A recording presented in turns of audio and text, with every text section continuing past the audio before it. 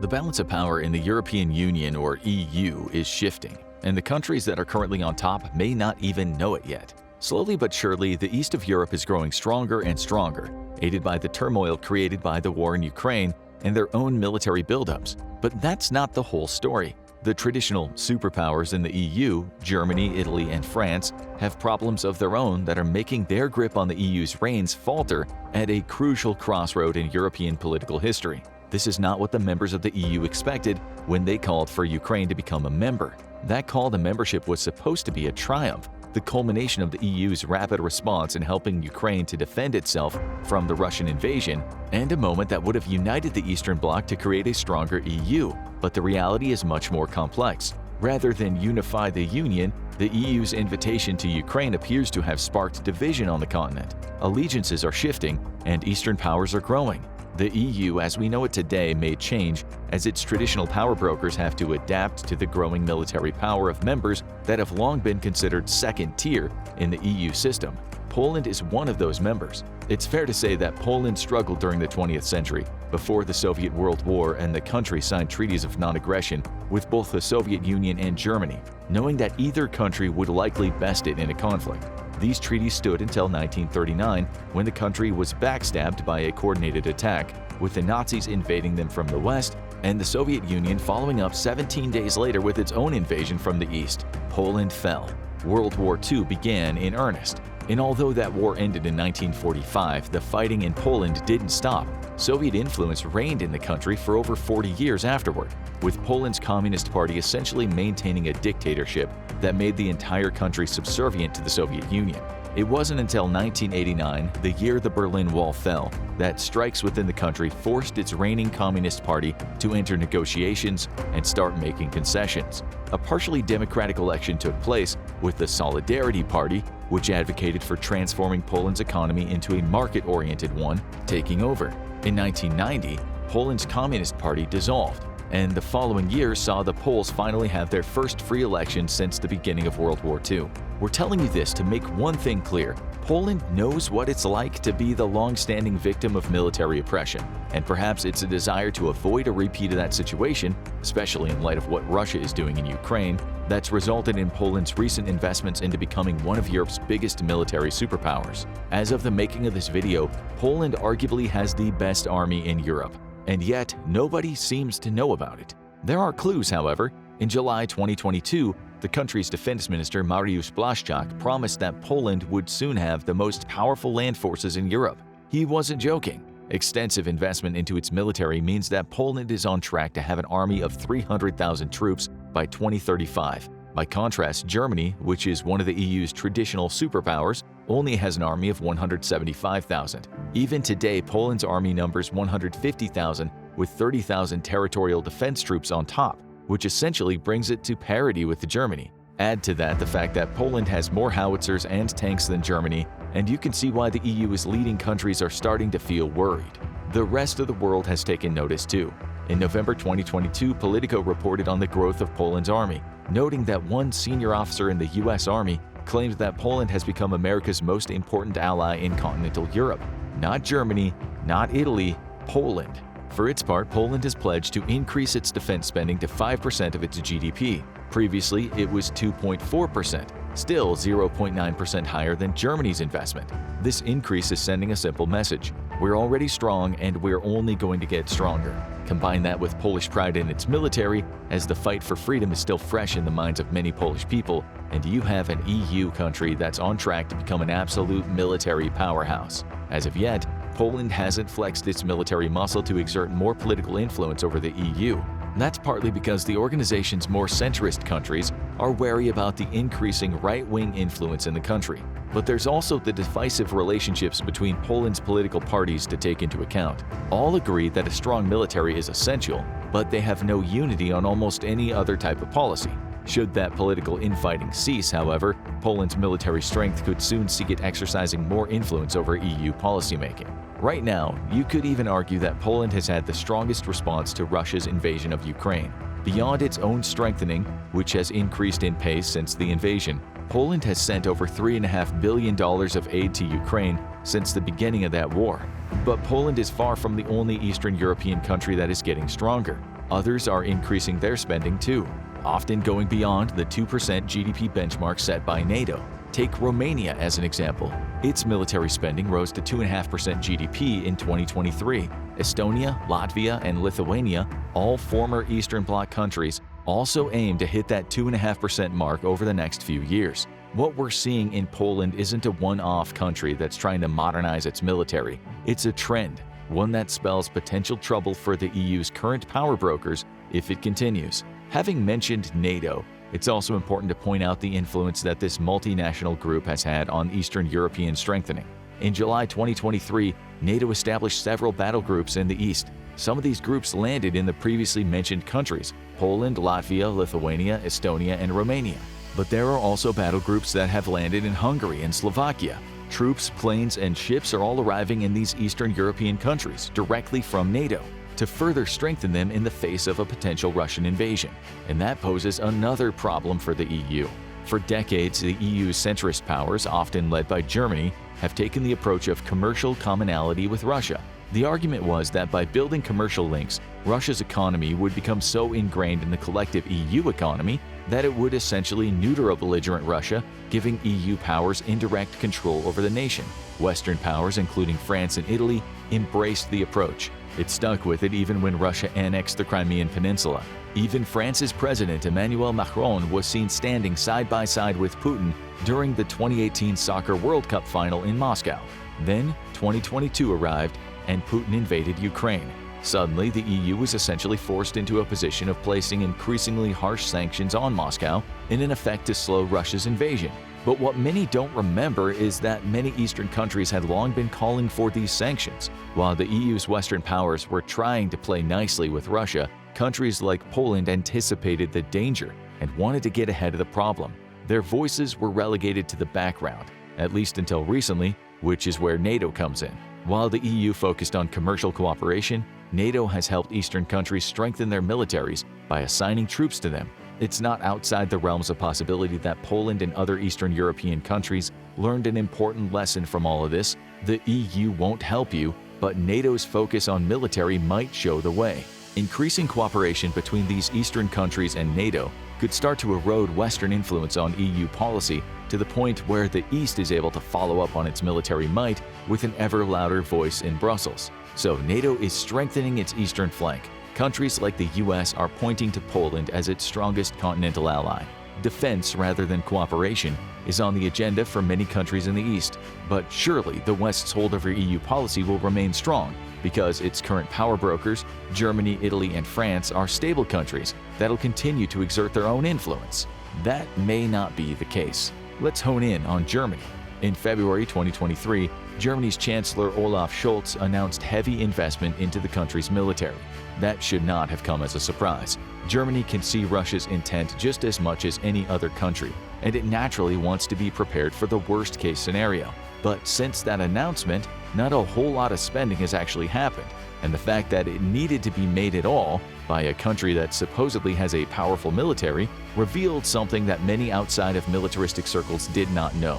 The Bundeswehr is in shambles. We can see clues of this in the most recent report into Germany's military readiness delivered by the Bundeswehr's Inspector General to the Bundestag. Though technically classified, the report, delivered twice per year, quickly made the media rounds. It landed on the doorstep of Spiegel International, a German newspaper, which noted that the traffic light system used in the report indicates major issues. Those issues start with artillery. Germany basically has none. The report marked the situation as yellow, with notes that the existing deficit's been made even worse by the fact that Germany committed some of its dwindling artillery supply to the Ukrainian war effort. According to the Inspector General, it'll take several years for the country to get its artillery numbers up to where they need to be. The end of multinational contributions to Germany's anti-aircraft defenses is also causing problems. NATO dedicating itself to strengthening Ukraine and Eastern Europe means that Germany no longer receives equipment in this area from other countries. As the report puts it, after the cessation of the multinational contribution, this will lead to a qualified shortage of corresponding organic capabilities starting in Q1 of 2023. That's a whole lot of words to say we can't properly defend ourselves against enemy aircraft. Radios are another issue. In an unforeseen turn of events, Germany's military still relies on antiquated analog radio systems, which are unreliable and far easier to intercept than their digital counterparts. That reliance on analog also presents problems for the countries Germany works with as part of its NATO commitments. Norway, the Netherlands, and the Czech Republic have all upgraded their radio systems. Germany hasn't. That spells bad news in any situation where these countries have to work together as part of a NATO response, especially since Germany would be expected to lead the charge in such a situation. But the problems don't stop there. The report points to the failure to implement IT systems in time, which would force Germany to rely on old systems if it ever went to war. The Air Force barely has armaments for its planes, leading to severe capability deficits. Even the German Navy and its medical teams have problems. Neither has access to the appropriate amount of equipment it needs. The situation is so bad that the Bundeswehr barely has enough band-aids. This is all dire news for Germany, but there is a caveat to the report. It only covers the 20,000 troops Germany has committed to missions and as reserve units for NATO. So, surely, Germany's internal forces, the troops tasked with keeping the country safe rather than helping other countries, are much stronger. Surprisingly, that is not the case. In October 2022, the German version of Business Insider quoted unnamed sources within the Bundeswehr that stated that Germany only has enough ammunition to last for 2 days of war. NATO recommends that all countries keep enough ammo to last at least 30 days of active combat. Given that German guns would start shooting air after a couple of days of conflict, we could probably guess where much of Germany's 100 billion euros, or approximately $109 billion military fund, promised by Scholz in 2022, has got to go. Still, having no bullets doesn't mean much if you also don't have any soldiers. In other words, the Bundeswehr is also struggling with recruiting new recruits. According to a report by Euronews, the Bundeswehr had an ambitious target of increasing the number of soldiers it has from 183,000 to 203,000 by 2031. But in February 2023, Eva Hogel, Germany's parliamentary commissioner of the armed forces, said that goal was unattainable. The reason is simple. Germans don't want to join the Bundeswehr. In August 2023, Germany's defense minister Boris Pistorius said that the number of recruits who wanted to join the Bundeswehr dropped by 7% in 2023 compared to the figures from 2022. And worse yet, the new recruits the Bundeswehr manages to attract are dropping like flies. According to Pistorius, the dropout rate is 30% for new recruits, meaning Germany is losing about a third of its new recruits before they ever actually become soldiers. This problem is made much worse by Germany's aging population. Estimates reported by Euronews say the country will have 12% fewer people in the crucial 15 to 24 age bracket, prime ages for military recruiting, by 2050. So fewer recruits, more recruits dropping out, an aging population that's only going to make recruiting even more difficult. Add all those ingredients to Germany's already sour military stew, and you have an army that, despite funding promises, is nowhere near as powerful as it needs to be to stand up against Russian aggression alone. If that's the case, what chance would Germany have in the face of Poland's stronger army? Not much, and Germany knows it. If Poland manages to get its house in order politically, it will have a much more powerful army than Germany's, allowing it to call more shots in the EU in the future. But hey, at least Germany's not alone. Its EU allies in France and Italy will support it, even if it's not able to use its own military might to quiet the growing Eastern voices in the EU, right?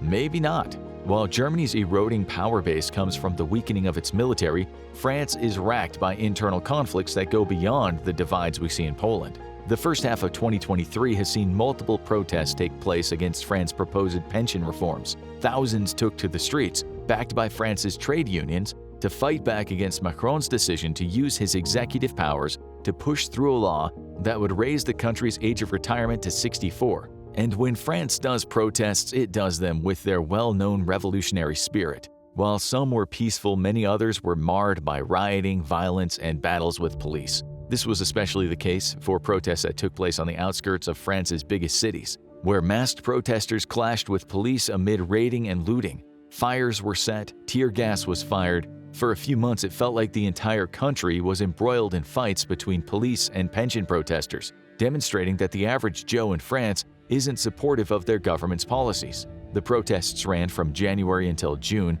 with strikes supporting them. They culminated in a march of 280,000 people, along with strikes at Orly Airport and the occupation of Paris's 2024 Summer Olympics headquarters. But as those strikes ended, another incident sparked a fresh wave of protests. In June 2023, a French traffic officer killed a 17-year-old delivery driver named Nahel during what should have been a routine traffic stop. The incident reignited already flared tempers, leading to 6 consecutive nights of protests that resulted in 3,400 arrests. Looting, arson, and fights with the police took place, with the French once again sending the message that they'd sent during the pension protests: "We're not happy with the state of our country." And why would they be? In addition to all of the unpopular policies and actions being taken by the French government, the country's economy is unstable at best. According to the Organization for Economic Cooperation and Development, OECD, a loose group of 38 countries that work together to stimulate economies, France's inflation rate is only set to decline to 3.1% in 2024, coming down from 2023 highs of 6.1%. Its people have far less purchasing power than they had before, which is reflected in a fairly conservative growth figure. The OECD's projections say that France's real GDP will only grow by 0.8% in 2023, a minuscule amount of growth, with 2024 being only slightly better at 1.3%. Granted, growth at least means the French economy is moving in the right direction, but it's doing so very slowly, with that growth unlikely to do much to alleviate the spending squeeze placed on its people. Add that to France's above-average unemployment rate. According to the European Commission, average unemployment across Europe was 6.5% in September 2023. In France, the EC projections say it'll reach 7.4% unemployment in 2024, and then up to 7.5% in 2025. The message to take from all of this is that France has so many internal struggles that its focus is being taken away from maintaining its power base in the EU. Its people aren't happy, nor should they be, and Macron has the impossible job of reversing the growing tide of negative public opinion before he can do anything to back Germany and maintain predominantly Western influence in the EU. Then we come to Italy. The Financial Times reports that Italy expected zero economic growth in the second quarter of 2023. It didn't get zero growth. Instead, the country's economy shrunk by 0.3% during that quarter, flying in the face of a recovering Eurozone that collectively achieved 0.3% expansion. The news came as a surprise for the country's Prime Minister, Giorgia Meloni, who analysts from the Financial Times say placed so much focus on curbing inflation that she failed to account for the fact that Italy's people simply don't have the money to strengthen their economy. Italy's finance ministry came out with a bullish response, placing the blame for the contraction on factors outside the country's control. The European Central Bank raising interest rates was the prime target, and a move that Meloni's government has increasingly criticized, but that rhetoric ignores some of the very real internal problems that Italy's experiencing.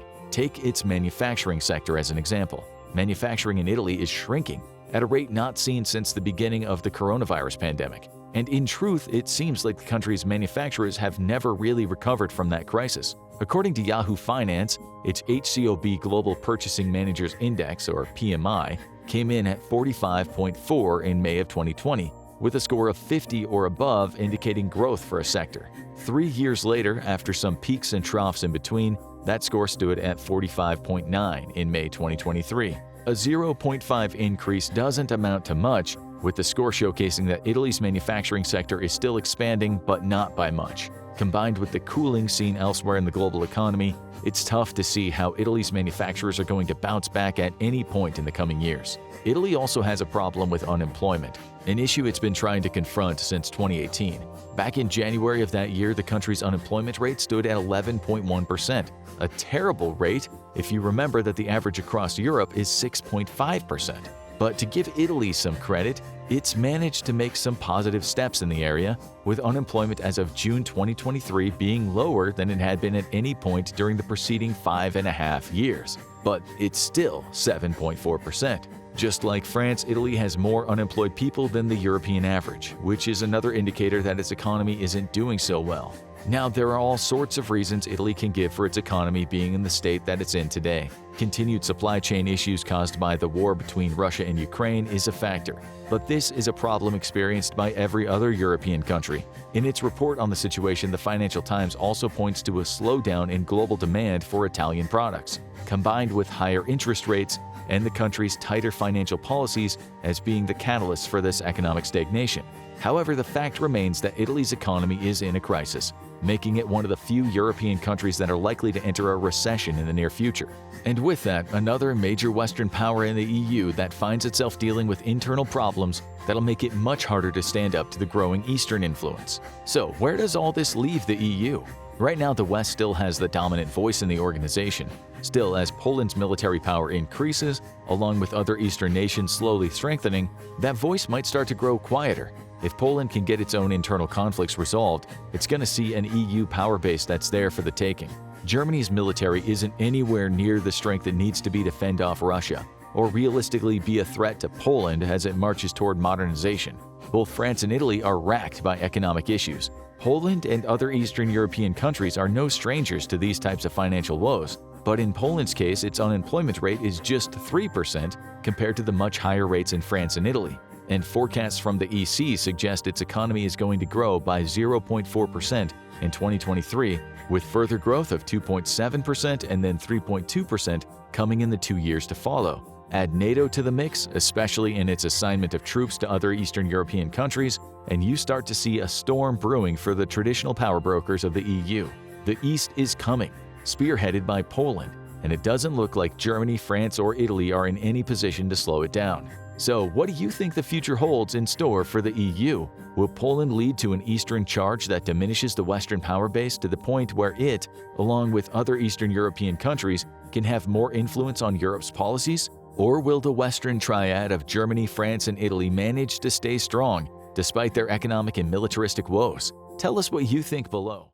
The war in Ukraine has brought industrialized warfare back to Europe for the first time since World War II. While this isn't the only recent conflict in Eastern Europe, those were small skirmishes in comparison to the titanic amount of resources and manpower being levied by both Russia and Ukraine. This is more than just a clash between two nations, though, as a significant amount of the NATO alliance has thrown its weight into the mix. This is a clash between two major powers, Russia and the West. To date, NATO has not formally joined the war but has done a lot to support Ukraine's ability to fight off the Russian invasion, and even reversing the tide of the war. When the war started, Ukrainian troops were moderately armed and equipped, and the nation had no hope of properly equipping the hundreds of thousands of conscripts and volunteers that were drawn up after full mobilization. NATO quickly began to ship badly needed personal equipment, such as helmets, body armor, and even uniforms. Today, the average Ukrainian infantryman is far better equipped than his Russian counterpart, all thanks to Western support. The United States specifically has done practically everything to fight off the Russian invasion, except pull the trigger itself on the weapons it supplies to Ukraine. The vast arsenal of American reconnaissance and surveillance assets, as well as its huge intelligence apparatus, has been brought to bear on Russian forces with titanic consequences. Russian generals and senior officers are dying at an alarming rate thanks to U.S. intelligence and recon provided directly to Ukrainian forces on the ground via intelligence sharing networks. American generals even famously rejected the original Ukrainian September offensive plans and reshaped them in collaboration with their Ukrainian counterparts, leading to one of the most stunning defeats of Russian forces since the Russo-Japanese War. But the war in Ukraine has shown the world just how poorly prepared countries are for the return of industrial warfare, and France, along with other nations, are quickly taking note. The most striking lesson from the war in Ukraine is that Russia is nowhere near the military power it pretended to be. The second most striking lesson is that modern war against a near-peer adversary eats up resources at truly astonishing rates. Russian artillery is using up on average of 20,000 rounds of artillery a day, with a monthly average of 600,000. While most Western powers keep reserve ammunition in the millions of units, this still means that with current stockpiles, even a power like the United States can only undertake a couple months of high-intensity combat operations before they have to start being very judicious on their usage of artillery. And that's exactly the opposite of how artillery is meant to be used. To date, Russia has lost over 1,000 tanks in the fighting, with that number spiking dramatically during the current counteroffensive by Ukraine. During this ongoing counteroffensive, Russia is estimated to be losing 10 tanks a day, an astonishing figure only made more astonishing by the fact that half these tanks are being abandoned. Ukraine, on the other hand, is losing 2 a day, still a very worrying figure for any military power, as losing 60 tanks in 1 month would be a significant number of losses for most armies. France, for instance, has just over 500 tanks, so this rate of loss would equal 12% of its tank forces every month, a completely unsustainable figure without some form of rapid replenishment. If France was losing tanks at the rate Russia is losing them, they'd be losing 20% of their force every month, going from unsustainable levels to catastrophic levels. For Ukraine, it helps that most former Russian tanks are now current Ukrainian tanks, as it's estimated that half the losses inflicted on Russia are being either captured or repaired by Ukrainians and put back into service on their side. When you become your enemy's primary supplier of heavy equipment, you're not en route to win a war, but you are at least making it very sustainable for them to continue fighting. That's unlikely to be the case for nations like France if they were to return to a state of industrialized warfare, which is why nations like France, the United States, and Germany are taking long, hard looks at their plans for high-intensity conflict and making preparations for sustainment of high-technology fighting forces over the long term. Preparing for high-intensity war means fielding forces that are capable of achieving victory in a high-tech future, and that's why France is currently in the middle of a 20-year modernization program named Scorpion. The program is meant to last through 2040, bringing France's military, already one of the most capable, if not the most capable in Europe, up to the cutting edge, with modern forces fighting with modern weapons and using modern doctrine. For this initiative, France has taken a page out of the US playbook. No surprise, seeing as there is heavy collaboration between the two nations in this and most other military matters. Currently, France's focus is on upgrading its light and medium tank forces to bring them up to a modern standard of battlefield connectivity. In the 1990s, the US delivered a shocking defeat to Iraq with absurdly low losses on its behalf, thanks to a slew of modern technologies. But the most important of these technologies was the ability for the US forces to communicate and share data amongst themselves. In the modern battlefield, data is king, and the US has since then expended vast amounts of resources on what it calls Joint All-Domain Command and Control. This is a web of systems that networks US forces together so that all sensors and shooters can freely talk to each other. The best example of this doctrine came during the 2003 invasion of Iraq. On the push to Baghdad, a single platoon of US Marines, performing recon ahead of an armored advance, ran into a significant Iraqi tank force. The Marines were equipped with heavy machine guns and a few tow missiles fired from unarmored Humvees. In theory, the Americans were utter and complete toast. Unknown to the Iraqi commander, who eagerly ordered his forces to attack, the Marines were in direct communication with loitering aircraft, and within moments of spotting the Iraqi force advancing on them, they placed a call for fire support. A B-52 answered the call and, using targeting data from the Marines, was able to locate the rapidly advancing Iraqi armor. The B-52 dropped 6 CBU-105 cluster bombs, a smart weapon capable of dispensing submunitions over hundreds of meters, with each submunition then being capable of identifying and targeting its own enemy vehicle. In one bombing run, the bulk of the Iraqi force was decimated, causing the rest to quickly retreat. The defeat of an entire Iraqi armored column by an infantry platoon may be one of the most lopsided victories in history. That is the power of data sharing, and it's the type of capability that France is looking to bring to all of its ground forces. Under the name of Combined Collaborative Combat, France is undertaking a series of upgrades to help its lighter tank forces be more accurate, nimble, and have greater battlespace awareness. However, there's a number of equipment upgrades also coming, or already being deployed by the French forces, one of the most significant hardware upgrades by any modern military power. The first of these is the EBRC Jaguar, a replacement for the 40-year-old AMX-10 RC and ERC-90 Sagae. The Jaguar will look to take on both the recon and fire support roles for infantry forces from its predecessors, bringing logistical simplicity and increased capabilities to a modern force. But the upgrades to armor and its 40mm cannon are only the start, because this vehicle is meant to be cheap yet capable and easy to replace in high-intensity conflict. The vehicle's manufacturer is contractually obligated to keep the cost of each vehicle under 1 million euros, so the vehicle is based on a 6x6 commercial all-terrain truck chassis, which includes using commercial truck engines. In case of a protracted war, this is a vehicle that's not only capable and cheap, but also extremely easy to keep building, as it required little specialized tools or knowledge and uses widely available commercial parts. By comparison, the American Stryker costs nearly $5 million per unit. While you're getting significantly more capability for the price, it also means that replacing Strykers lost to wartime attrition is not only more costly,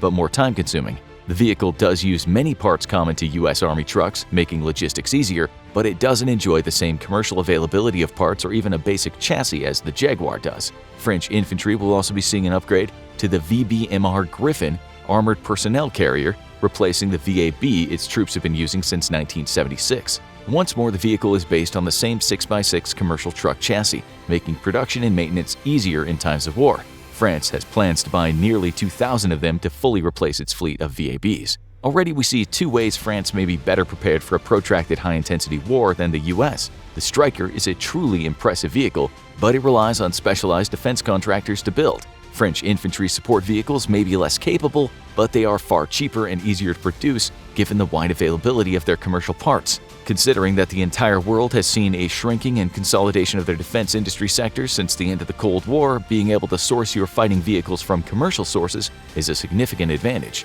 Strykers may be able to perform better but will attrit quickly, and the US will be hard-pressed to replace combat losses until years into a war when manufacturing is finally spun up to its full potential. Meanwhile, French forces will enjoy far more rapid replenishment of forces despite a sacrifice on capability. Scorpion is only the start though, with the next phase of French build-up projected to start in 2030. Named Titan, this phase of France's modernization program is aimed at its heavy combat forces, things such as artillery, tanks, and helicopters. The early focus on lighter weapon systems is understandable, as France already enjoys very capable main battle tanks, attack helicopters, and artillery. But the delay is also pragmatic. France plans to begin Titan with an in-depth study of projected force needs even before a single replacement vehicle is procured. The reasoning is simple. Nobody has any idea what the future of war is going to look like. Militaries constantly make very educated guesses and carefully observe global trends, making adjustments as necessary, but with technology leading to capability leapfrogs, it's difficult to know what the future threat environment is going to look like. Add to this the very worrying trend of rapidly converting off-the-shelf commercial equipment into unconventional weapons of war, and a future combat environment may look like nothing that any power has currently predicted. Few, if any, observers could have guessed that during the opening days of the Ukraine war, commercial drones would become the conflict's defining feature, and one of the keys to Ukraine's victories over a far numerically superior foe. France and other powers expect that the future will be one fraught with anti-access air denial systems where no battle domain will be truly uncontested. This will include traditional A2AD threats such as kinetic kill systems involving artillery, suicide drones, and mines, but also threats in the space and cyber realms. Electromagnetic weapons such as the US's EM missile, capable of shutting down electronics in a specified area, will require not just one but a network of solutions to ensure friendly forces can fight and win the day. As the A2AD threat environment continues to evolve, forces will require an onion-like layer of defenses, necessitating connectivity, situational awareness,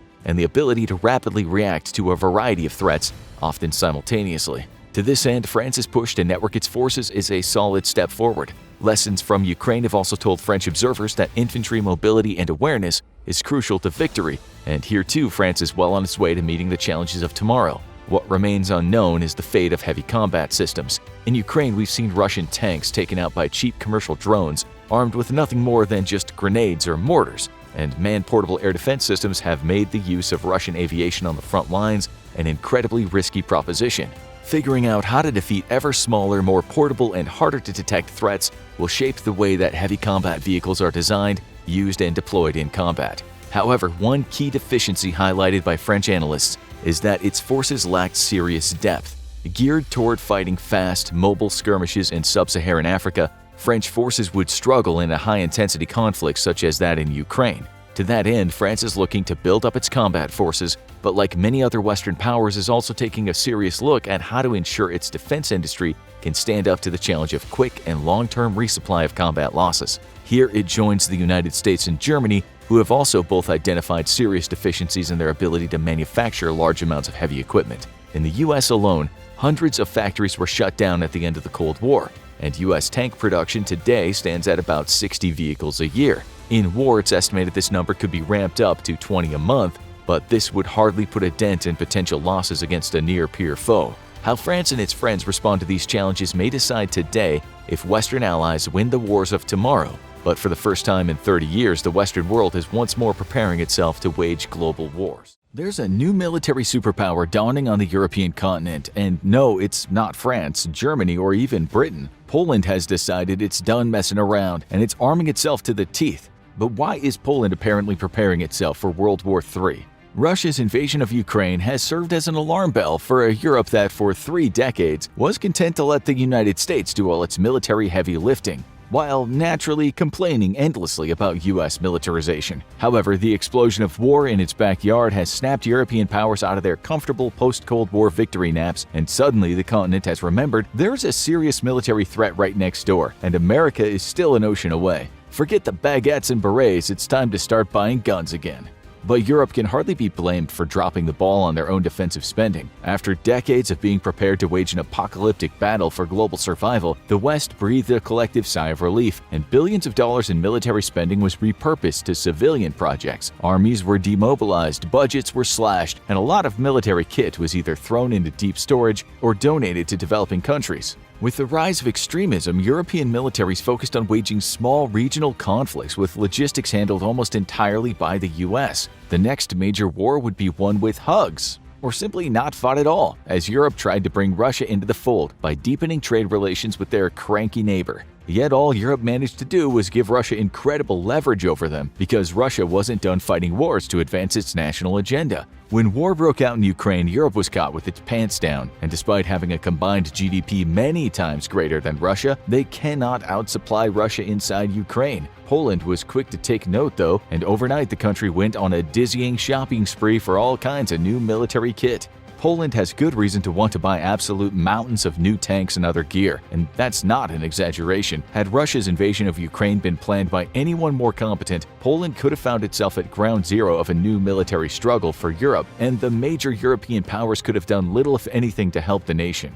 Britain has been in decline as a military power for decades now, with its military shrinking to half of its size at the end of the Cold War. As an island nation, Britain's most important capability is its ability to send expeditionary forces abroad. And yet, during the wars in Iraq and Afghanistan, the British military got the nickname the Borrowers for their tendency of bartering for pieces of kit that they were missing. Meanwhile, their navy's been in significant decline, with their ships having to be in effect mothballed so their crews can be used elsewhere. In 2021, Britain's Parliamentary Defence Committee delivered a scathing report outlining significant problems with the Royal Navy, including a critical lack of offensive capability and too few surface ships and submarines. Germany's facing its own significant issues. Maintenance problems from a lack of qualified technicians as well as spare parts has meant that German pilots aren't getting the number of hours in the cockpit they need to remain proficient. The country is also incapable of meeting NATO's rapid response requirements without cannibalizing other units, leaving it in serious risk of being incapable of fighting a protracted conflict. France is about the only European power to maintain a significant military capability. We actually have little to criticize about France, except that its expeditionary capabilities are slightly lacking, but experience gained in counter-terrorism operations in Africa is helping to rectify the problem. We're not picking on Europe unfairly, though. The simple fact is the continent has been coasting on the back of the US military for decades. The Royal Navy prioritized retiring logistics vessels as a cost-saving measure. Why? Because any conflict they foresaw fighting would involve the United States and its massive logistics capabilities. Germany retired much of its ground-based air defenses. Why? Because any war it would be involved in would have assumed air superiority largely thanks to the United States.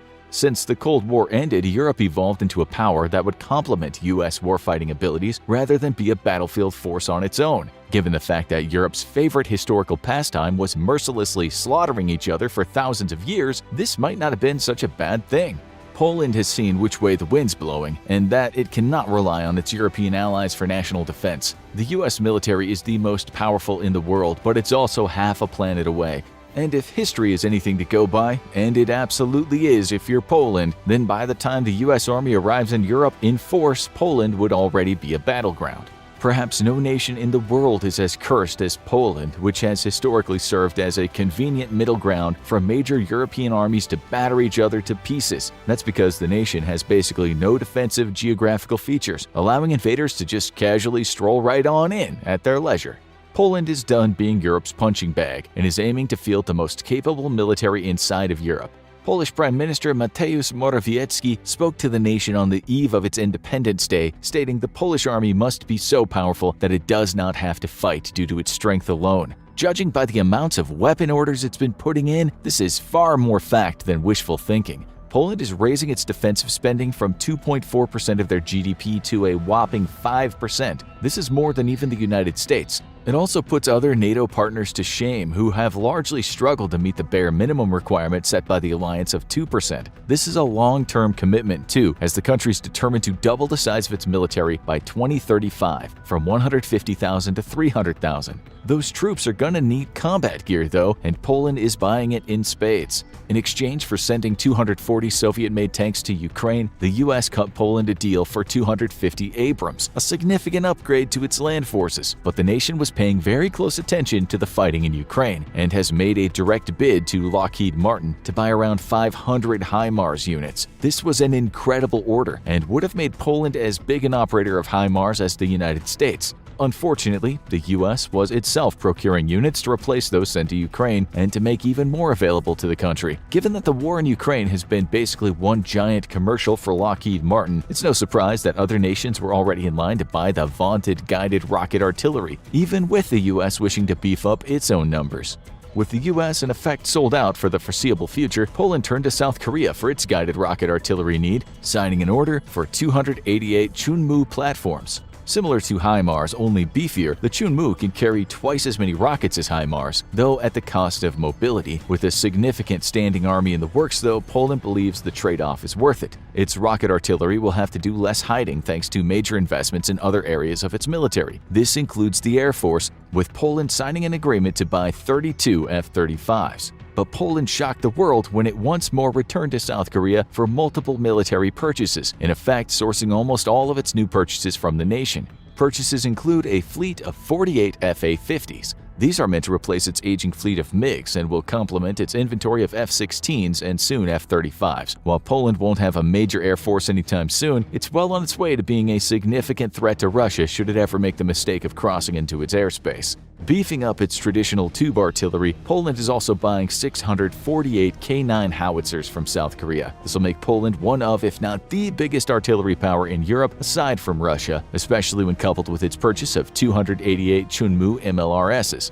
By far the highest profile item on Poland's shopping list though, and one that has really annoyed its neighbor, is the purchase of nearly 1,000 K2 main battle tanks. The K2 was originally designed by South Korea and is believed to be a highly capable modern tank. Its real capabilities are unknown though, as the tank has never seen combat and the South Korean government isn't in a hurry to make classified data public. Most observers, however, have full confidence in the K2, though Russian defense analysts are puzzled by the design decision to not have the tank launch its crew into orbit upon taking a hit from an anti-tank missile. The main concern raised by Poland's purchase power, however, is that the K2 was specifically built for a war South Korea expected to fight on its relatively hilly terrain, a far cry from the flat European plain. How the K2 will fare here is anyone's guess, and hopefully we'll never have to find out.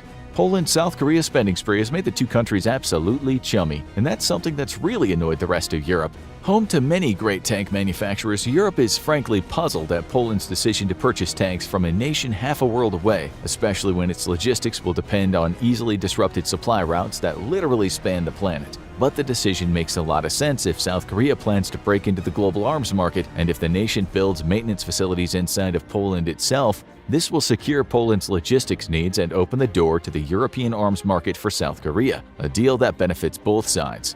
Germany has famously been the United States' most important European ally, but now Germany's become nothing more than a logistics hub for the American military. With the invasion of Ukraine by Russia, Poland has now become America's most important European ally, and the relationship was cemented by US officials commenting on that fact. Perhaps unsurprising given its proximity to Russia, Poland was the loudest voice calling for Europe to aid Ukraine and threw its doors open to Ukrainian refugees. Its airfields and transport networks were immediately made available to the US and other foreign aid flowing into Ukraine.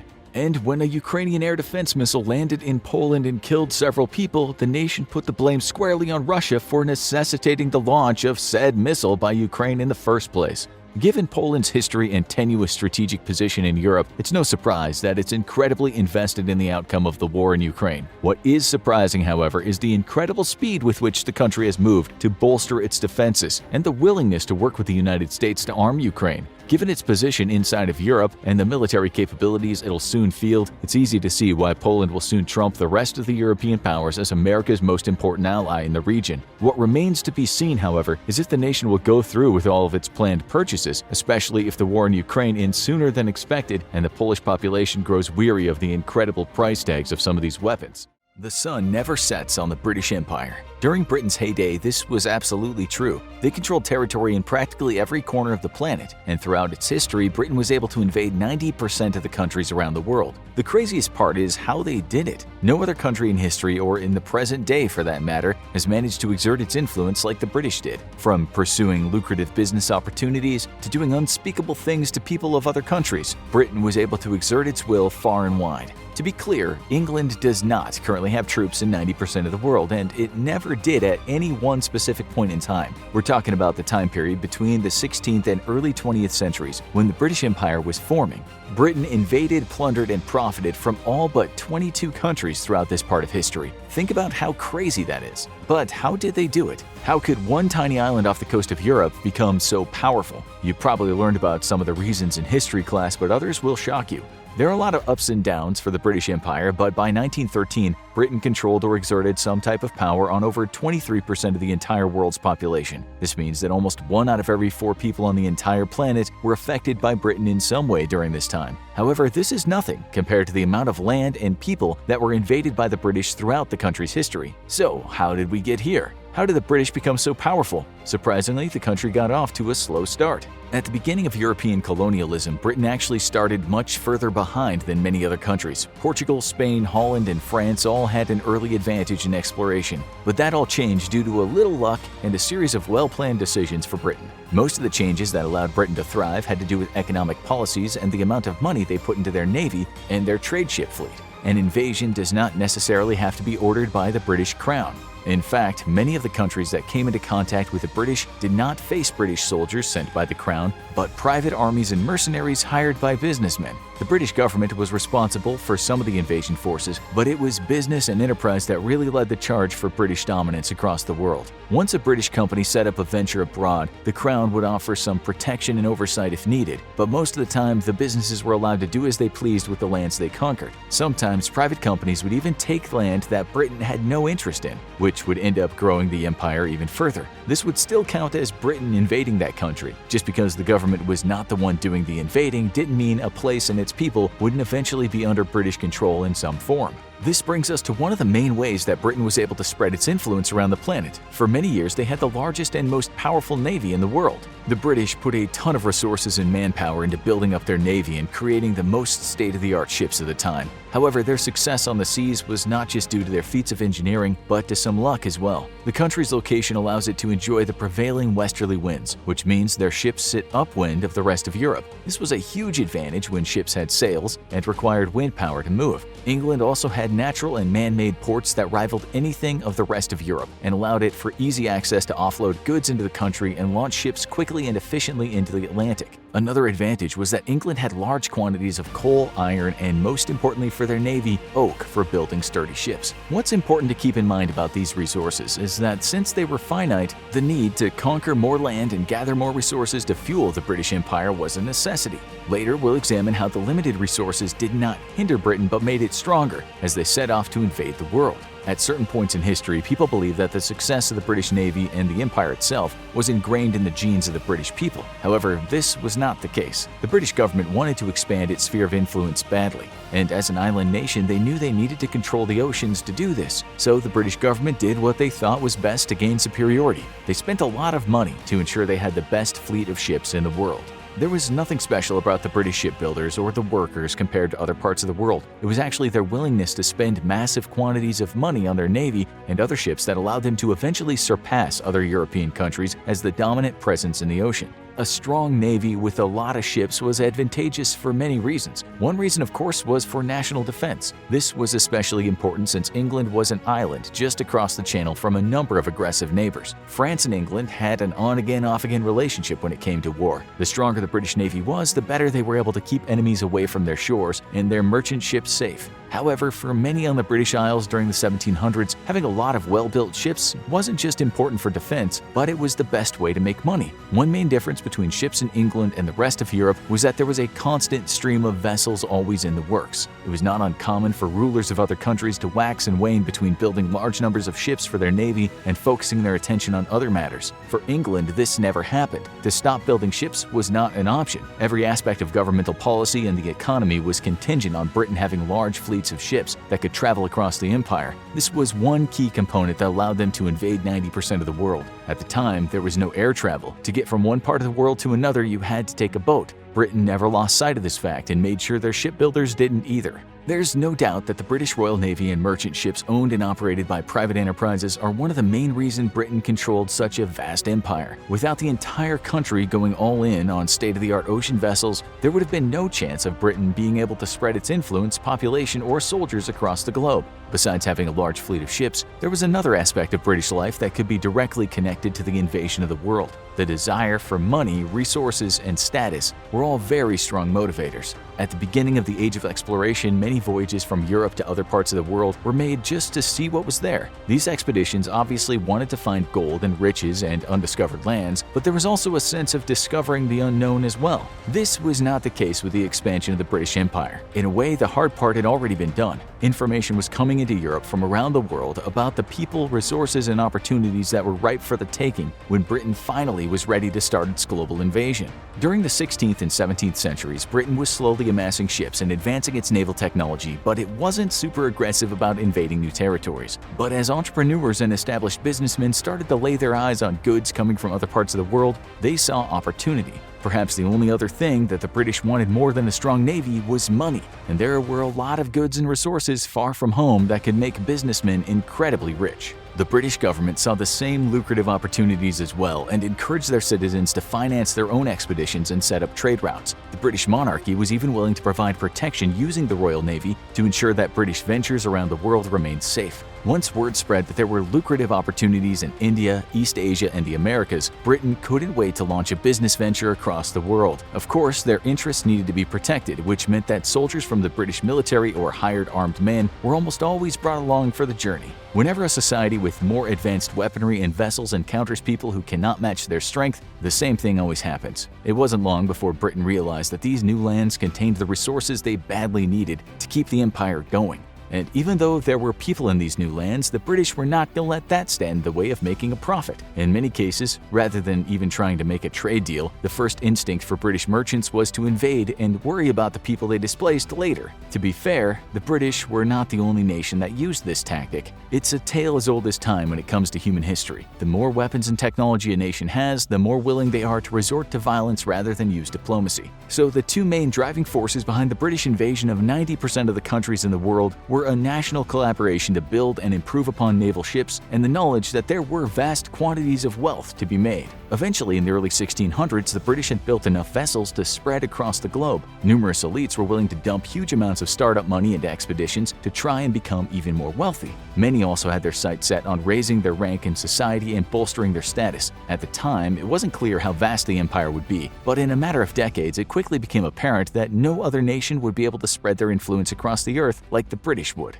The stage was set for world domination. For the past 100 years or so, Britain had been focusing on the country's infrastructure, which gave them the ability to advance their naval technology and make use of resources they had available on their islands. However, now it was time to branch out for a couple of reasons. The first was because if they waited any longer, they'd fall behind the rest of the countries in Europe in terms of setting up colonies. The second was they were quickly depleting their resources at home. It became a necessity to send ships out and gather more resources and trade goods to keep the British economy going. They also needed revenue to fund future ventures and their massive navy. This created somewhat of a snowball effect. The need to acquire more land with resources caused Britain to invade parts of the world that had been pretty much left alone until that point in time. There was definitely already trading going on and small colonies set up in these parts of the world, such as in the Americas and East Asia, but Britain was about to take it to the next level. As British naval officers and merchants claimed more land for the British crown, it allowed them to impose their culture and beliefs on people they came into contact with. Whether it was willingly or by force, people were being brought into the British Empire. With more people came more manpower to manufacture goods and vessels. It also meant more people could be enlisted in the military and invasion forces. This is where that snowball effect comes from. The more lands the British conquered, the more resources they gained, which resulted in the ability to conquer even more lands. Even though the British spent tons of money on their naval ships, they were frugal in other parts of society. This allowed them to be super successful in their expansion game. The British planned on expanding without overspending, which was easier said than done. As many other countries such as Spain and France found out, The trick was that the British did not invest a lot of money into supporting their colonies once they were set up. They were happy to spend immense sums on military forces to invade an area or fund ventures to faraway lands in return for their cut of the profits, but once a colony was established, it was expected to be more or less self-sufficient. The other tactic that the British government implemented to save money was allowing private ventures to assume most of the risk. The way it worked was that the government allowed private individuals to mount their own expeditions and set up their own businesses abroad, as long as they knew that they'd be paying taxes to the crown. The leaders of Britain understood that if successful, the private venture would make massive profits, much of which would remain in hands of private businessmen who funded the venture. But a cut would also need to be given to the crown, which would allow whatever goods were being procured by the private business to be sold across the empire. Basically, the private ventures were more than welcome to make a profit however they saw fit. But if they expected to sell their goods within Britain or any of their colonies, they'd be paying taxes to the crown. And with more money flowing into both private business and the British government, more expansion was possible. For the government, this setup was low risk, high reward. For private businessmen, it was high risk, high reward. If all went according to plan, both sides would win. The British government also wasn't naive about what products were being sold and how much wealth was being accumulated for many of its citizens. In fact, one of the reasons the British were able to spread throughout the world was because they actually exploited their own people. Profits were not just coming from creating colonies and then taxing the people who lived in them, they were also coming from citizens on the British Isles. Once the empire expanded and plantations and factories were set up abroad to acquire or manufacture exotic goods, the British people could not get enough of them. Plantations producing sugar and tobacco would not only make a profit in the colonies that they were located in, but back home as well. People in Britain paid top dollar for goods from the colonies, and since many of the businessmen who became rich off invading other people's lands and exploiting their resources still lived in Britain, there was plenty of money to purchase goods being brought in from abroad.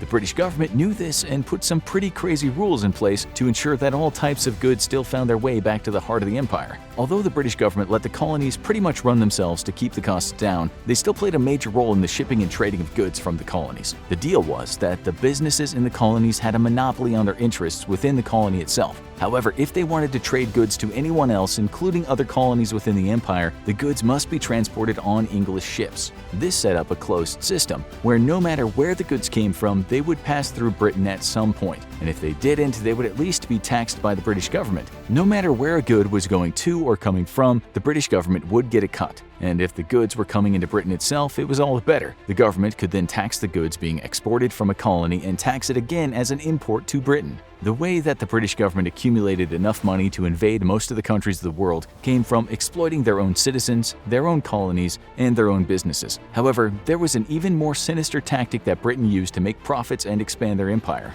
Pretty early on, Britain got into the slave trading business. By the late 1500s, British businessmen were beginning to see how profitable the slave trade could actually be. And in 1663, the British government gave its citizens the go-ahead to export and import humans as a commodity. This may very well be the darkest time in British history and human history as a whole. Slavery of some kind has always existed. This was just the first time it was used as a way for corporations to make money. There are very few points in history that are as sobering and disgraceful as when Europeans treated the people of Africa as a commodity to be sold to make a profit. That being said, the British Empire couldn't sustain itself without the use of slaves. This form of labor made it possible to work the land in their new colonies while keeping costs low since the slaves were not paid. It also meant that the people who were sold into slavery were seen as replaceable, so they were forced to work until their bodies gave out, only to then be replaced by the next shipment coming from Africa. Slaves became the main workforce for many British colonies, especially in North America and the Caribbean. The slave trade brought in massive profits for those involved. Cities like Liverpool and Bristol grew in size as a direct result of slave trade. Demand for cheap human labor increased, and Britain created the Royal African Company,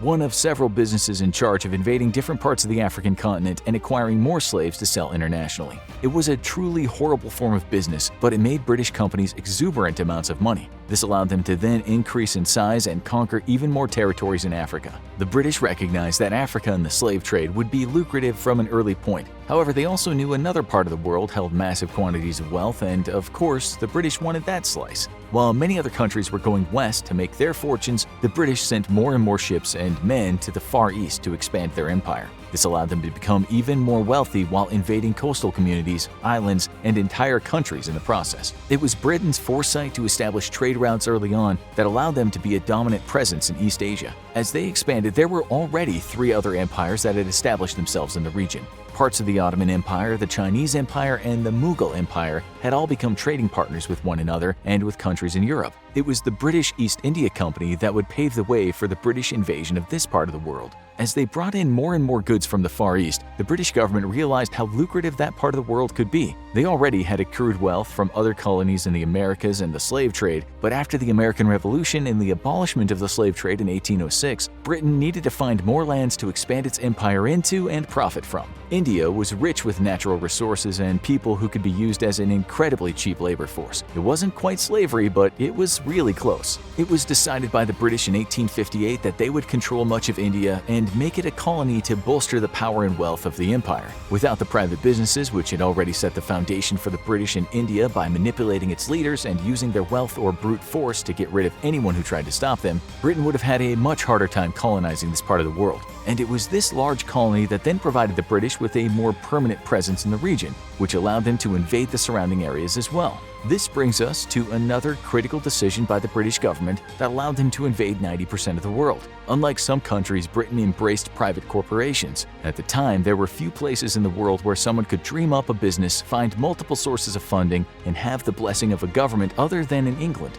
This support of private industry and enterprise was what allowed Britain to grow so rapidly. The important distinction between private business in Britain and the rest of the world is that companies like the London Company and East India Company were independently owned and operated but backed by British government, who would offer things like protection on the open seas and military support to squash rebellions in the colonies. This allowed the businesses to spread throughout the world, taking the British culture with them. It also allowed the companies and British government to make large sums of money, which fueled the empire-building machine that Britain had become. Without private business, the British Empire would never have been able to expand as it did. And without the British government and military, the private companies would not have been able to set up lucrative ventures that would produce and trade goods across the empire. This brings us to an interesting question. We know that Britain was able to invade practically every country in the world because of their ships, extreme wealth, and the embracing of private industry. So what countries were able to escape the British invasion, and how did they do it? The 22 countries that were not invaded by the British are Andorra, Belarus, Bolivia,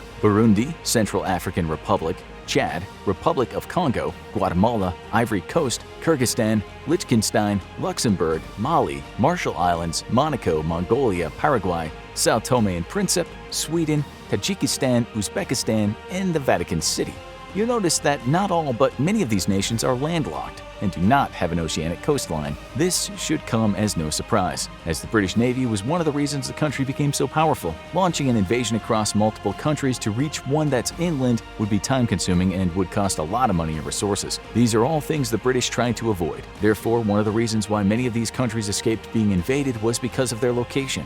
You might also notice that several of the countries are in Europe. Although this is much closer to home than, say, the Marshall Islands, it didn't make much sense for the British to try and invade deep into the heart of Europe. This would have caused multiple countries to declare war on Britain simultaneously, leading to a loss of men and resources. So, for the British, leaving certain countries untouched was an intentional decision. It's also important to note that the research done by author Stuart Laycock to show that Britain invaded 90% of the world's countries has a few caveats. For one, the term invasion is used pretty loosely, and that the British did not need to invade an entire country or even hold it for an extended period of time. An invasion in this context just means the British forces or businesses made contact with the people of a region or exploited the lands of that country. Also, the borders of the country are fluid, and the territories of the past are very different than they are today. The British may have had a single port on the coast of one country, but this would count as an invasion in the scheme of this research. Regardless, there's no denying that the British controlled the largest empire in history. To put it into perspective, the United States has had military personnel in 153 countries, according to the Department of Defense. This is about 78% of the countries in the world. And this was long before aircraft or high-speed vessels of any kind. It would seem that a strong navy and the desire to make lots of money are two necessities for any nation that wants to invade 90% of the countries in the world. The United Kingdom is no longer seen as a Tier 1 fighting force, so said a U.S. senior general in a private conversation with British Defense Secretary Ben Wallace. Upon the news breaking, the British public was outraged at the U.S. until defense analysts began to appear on talk shows to explain that the assessment was in fact correct. According to a British analyst, the UK military was unable to protect its home islands, let alone help defend its allies. How in the world did one of the world's most premier fighting forces get to a state where it couldn't even defend its own homeland? And what would the UK do in case of a third global war? While the UK military might be in a state of serious decline, the British government is at least much more forward-thinking than most of its European neighbors, realizing that the war in Ukraine presented Europe with two choices: support Ukraine in fighting Russia in Ukraine today, or possibly fight Russia in Central Europe later. The UK opted for the former and opened up its armories to the Ukrainian military. Despite the military being in seriously short supply of air defense missiles and anti-tank weapons, the UK nonetheless started shipping them to Ukraine about as fast as it could load them onto the ships. Meanwhile, countries such as France, Germany, Spain, and Portugal have all been reluctant to provide large amounts of equipment of their own, stating that they need to be prepared to defend themselves in the future. And this begs the question of from what? With Russia struggling to hold on to East Ukraine, it's incredibly unlikely they'll be marching T-72s into Madrid anytime soon. But were the UK to find itself needing to fight Russia head-on, the end result is very much in question given the atrocious state of the modern British military. How did an elite fighting force, America's most capable Cold War partner, turn into what Allied soldiers in the Middle East would call the borrowers, for their propensity to never have all the kit they needed for a mission? Like most European powers, the UK fell prey to the Cold War peace dividend. With the fall of the Soviet Union, Europe assumed that the new Russia would renounce its historical ambitions for the empire, beat all their AK-47s into plowshares, and resolve all future conflicts with tactical hugs. Defense budgets dropped significantly, and research and development as well as procurement programs all but atrophied. Spending money on defense became a rude conversational topic and political suicide for any politician to even broach. War was best left to the Neanderthal Americans. Europe had established an impenetrable utopia defended almost entirely by good vibes that no weapon could pierce. On the one hand, it's hard to judge Europe for wanting to forget the absolute pants-browning terror of the Cold War taking place in their own backyards. Americans were always wary of World War III to the point of every other family building a fallout shelter, but Europeans had to worry about the horror of either nuclear or conventional war playing out in their very own living rooms. Europe was exhausted of war. Hard to blame the continent for wanting to reinvest massive and arguably non-sustainable defense budgets on other things. But getting to a point where Britain's own politicians have said that the country only has enough ammunition for a few days of fighting is downright criminal. And this is only the tip of the iceberg, because also by their own admission, the UK would be wholly incapable of defending itself from the type of air attacks taking place in Ukraine. And if the nation wanted to field a single division of 30,000 troops, it would take between 5 to 10 years to equip them with sufficient tanks, helicopters, and artillery. Of the tanks and infantry fighting vehicles it does have, most are between 3 to 6 decades old and have no replacement in the pipeline. And if the UK was called upon to support its NATO partners, 30% of its high readiness forces are reservists, who can never make NATO timelines for deployment, undermining the entire alliance. The first signs of trouble came with the British commitment to the wars in Iraq and Afghanistan, which many blamed the US for dragging the UK into, but technically is just payback for previously dragging the US into scheming to protect British oil interests in Iran, and we all know how that's played out, so everyone's even Stevens as far as we're concerned. After the end of the Cold War, the British military began to ramp down and prepare for low-intensity operations. However, Iraq and Afghanistan proved to be higher-intensity conflicts than anticipated, and a military that had been put on course for a low-intensity fight was suddenly thrust into a conflict it wasn't fully prepared for. With operations in both countries, though, the UK quickly discovered it simply didn't have the resources to fight in two theaters simultaneously. By June 2010, the cost to the UK for both wars had risen to $31 billion, and this was in the wake of the 2008 global financial crisis. Even as the price tag kept increasing, the British government was discussing how to further reduce military spending, prompted by a new government which had inherited a budget deficit of about 12% of GDP. As Prime Minister Cameron's government came into power, they initiated an austerity plan to fix UK's finances. This made it impossible to realign and refocus British military priorities, and complicated resolving a £38 billion overhang in the military equipment budget alone. The military equipment wish list was heavily frowned upon and thought exorbitant, given that the military itself had shrunk significantly from 220,000 in 1998 to about 102,000 by 2010. Cameron's government unleashed the Strategic Defense and Security Review, which was in effect a severe cost-cutting plan to gut the UK military. Under its guidance, the British Army shrank from 102,000 to 82,000, a 20% drop, and had 40% of its Challenger 2 tank fleet scrapped. Self-propelled artillery, much more expensive to equip and maintain than towed artillery, also got the axe, with Britain scrapping 35% of its inventory. Another victim was the Royal Navy's HMS Ark Royale, decommissioned in April 2011, which eliminated its entire naval air fleet arm. Its 72 Harriers were sold to the U.S. Marine Corps for the bargain price of $180 million. A hell of a deal, considering at the time of their acquisition, the Harrier fleet would have cost the UK around $2 billion. With no carrier or maritime patrol capability of its own, Britain was forced to rely on its allies when it intervened in the First Libyan Civil War. Operation Ellamy was an attempt to prove that the UK was still a relevant European power, but it came at a severe cost as its military stockpile of precision weapons was seriously depleted, and to this day they have not been fully replaced. Despite this, the British military continued to experience cuts. Military leadership began to grow quite vocal with their discontent, appearing on primetime news shows to voice concern about the readiness of the UK military. In response, they were promised a 1% increase in equipment purchases from 2015 to 2020. The government also made plans to increase total defense spending by 5% between 2020 and 2021, and canceled a round of equipment cuts to Britain's tank and artillery fleets. There were also plans to bring back Britain's carrier capabilities to the Royal Navy. And then, Brexit happened, hurling the British economy into turmoil. Following hot on its heels, the global COVID pandemic did its best to further ruin Britain's military reinvestment plans by dragging the global economy into the ditch.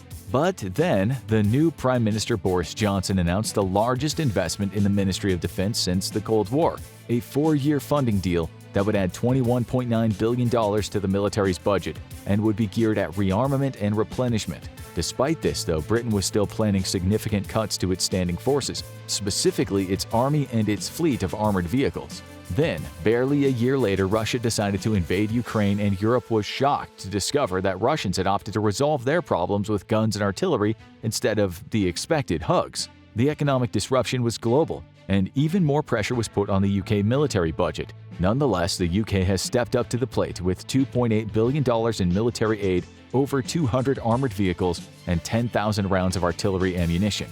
The real problem, though, is that the government currently has no means of backfilling everything that's been sent to Ukraine, prompting at least one MP to comment that the military could only fight for 5 days and then not defend the home islands from invasion. So how in the world would Britain aid its allies in a Third World War? For decades after the Cold War, Britain figured that its role in any future conflict would be largely in the air and at sea, prompting its biggest budget cuts to fall squarely on the Army. Its fleet of Challenger 2 main battle tanks has shrunk to 213 vehicles, but that fleet is facing even more cuts, down to just 148 Challenger 3s by 2030. But this won't be a new tank acquisition, but merely an upgrade program of its Challenger 2s. So, despite some increased capability, the overall program is a net loss for British ground forces. Given typical readiness rates of around 75%, by 2030 Britain might have just over 100 tanks ready for war at any given time. And even just half the loss rates of those experienced in Ukraine, Britain would be out of tanks within a month or two of fighting. Its 721 infantry fighting vehicles are facing the prospect of similar cuts as the Army transitions from the Warrior IFV to the Ajax IFV. It plans to acquire 539 Ajaxes by 2029, and it's almost certain that the total fleet will not return to even the 721 Warriors currently in service. The nation has a pathetic artillery force mostly made up of 126 105mm howitzers. Significant reductions to its self-propelled guns has shrunk its force to just 89 155mm AS-90s, with 32 of those transferred to Ukraine. The transfers are expected to be replaced by the Swedish-built BAE Archer, which trades armor for mobility, and the UK already has 14 in service. The Archer is a stopgap purchase, though, as the Army figures out what vehicle will ultimately replace its AS-90 fleet. Its rocket artillery forces number at just 44 and are in the process of being upgraded to fire the American GMLRS Extended Range and Precision Strike Missile by 2025. To support its ground forces, the British Army has 44 attack helicopters, with 2 of these being upgraded Apache variants, the AH-64E.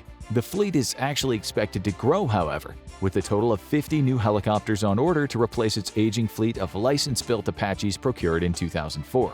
The once legendary Royal Navy has suffered significant cuts as well. At sea, Britain operates 4 ballistic missile submarines as part of its nuclear triad, as well as 6 nuclear attack submarines. The old Trafalgar class is being retired, with the HMS Triumph slated to be decommissioned soon as it's replaced with the new Astute class. Britain has plans to purchase 7 of these nuclear-powered submarines, but as focus shifts to the Indo-Pacific and a war with China, more purchases are under consideration. However, given how long it takes to build ships and subs, it's likely already too late for any future purchases to do anything but replace combat losses. In 2017, the HMS Queen Elizabeth was commissioned, marking a triumphant return of the Royal Navy's aviation arm to the world's oceans. Now the UK operates 2 of the Queen Elizabeth-class aircraft carriers, with each carrying a maximum of 36 F-35s, along with support rotary aviation.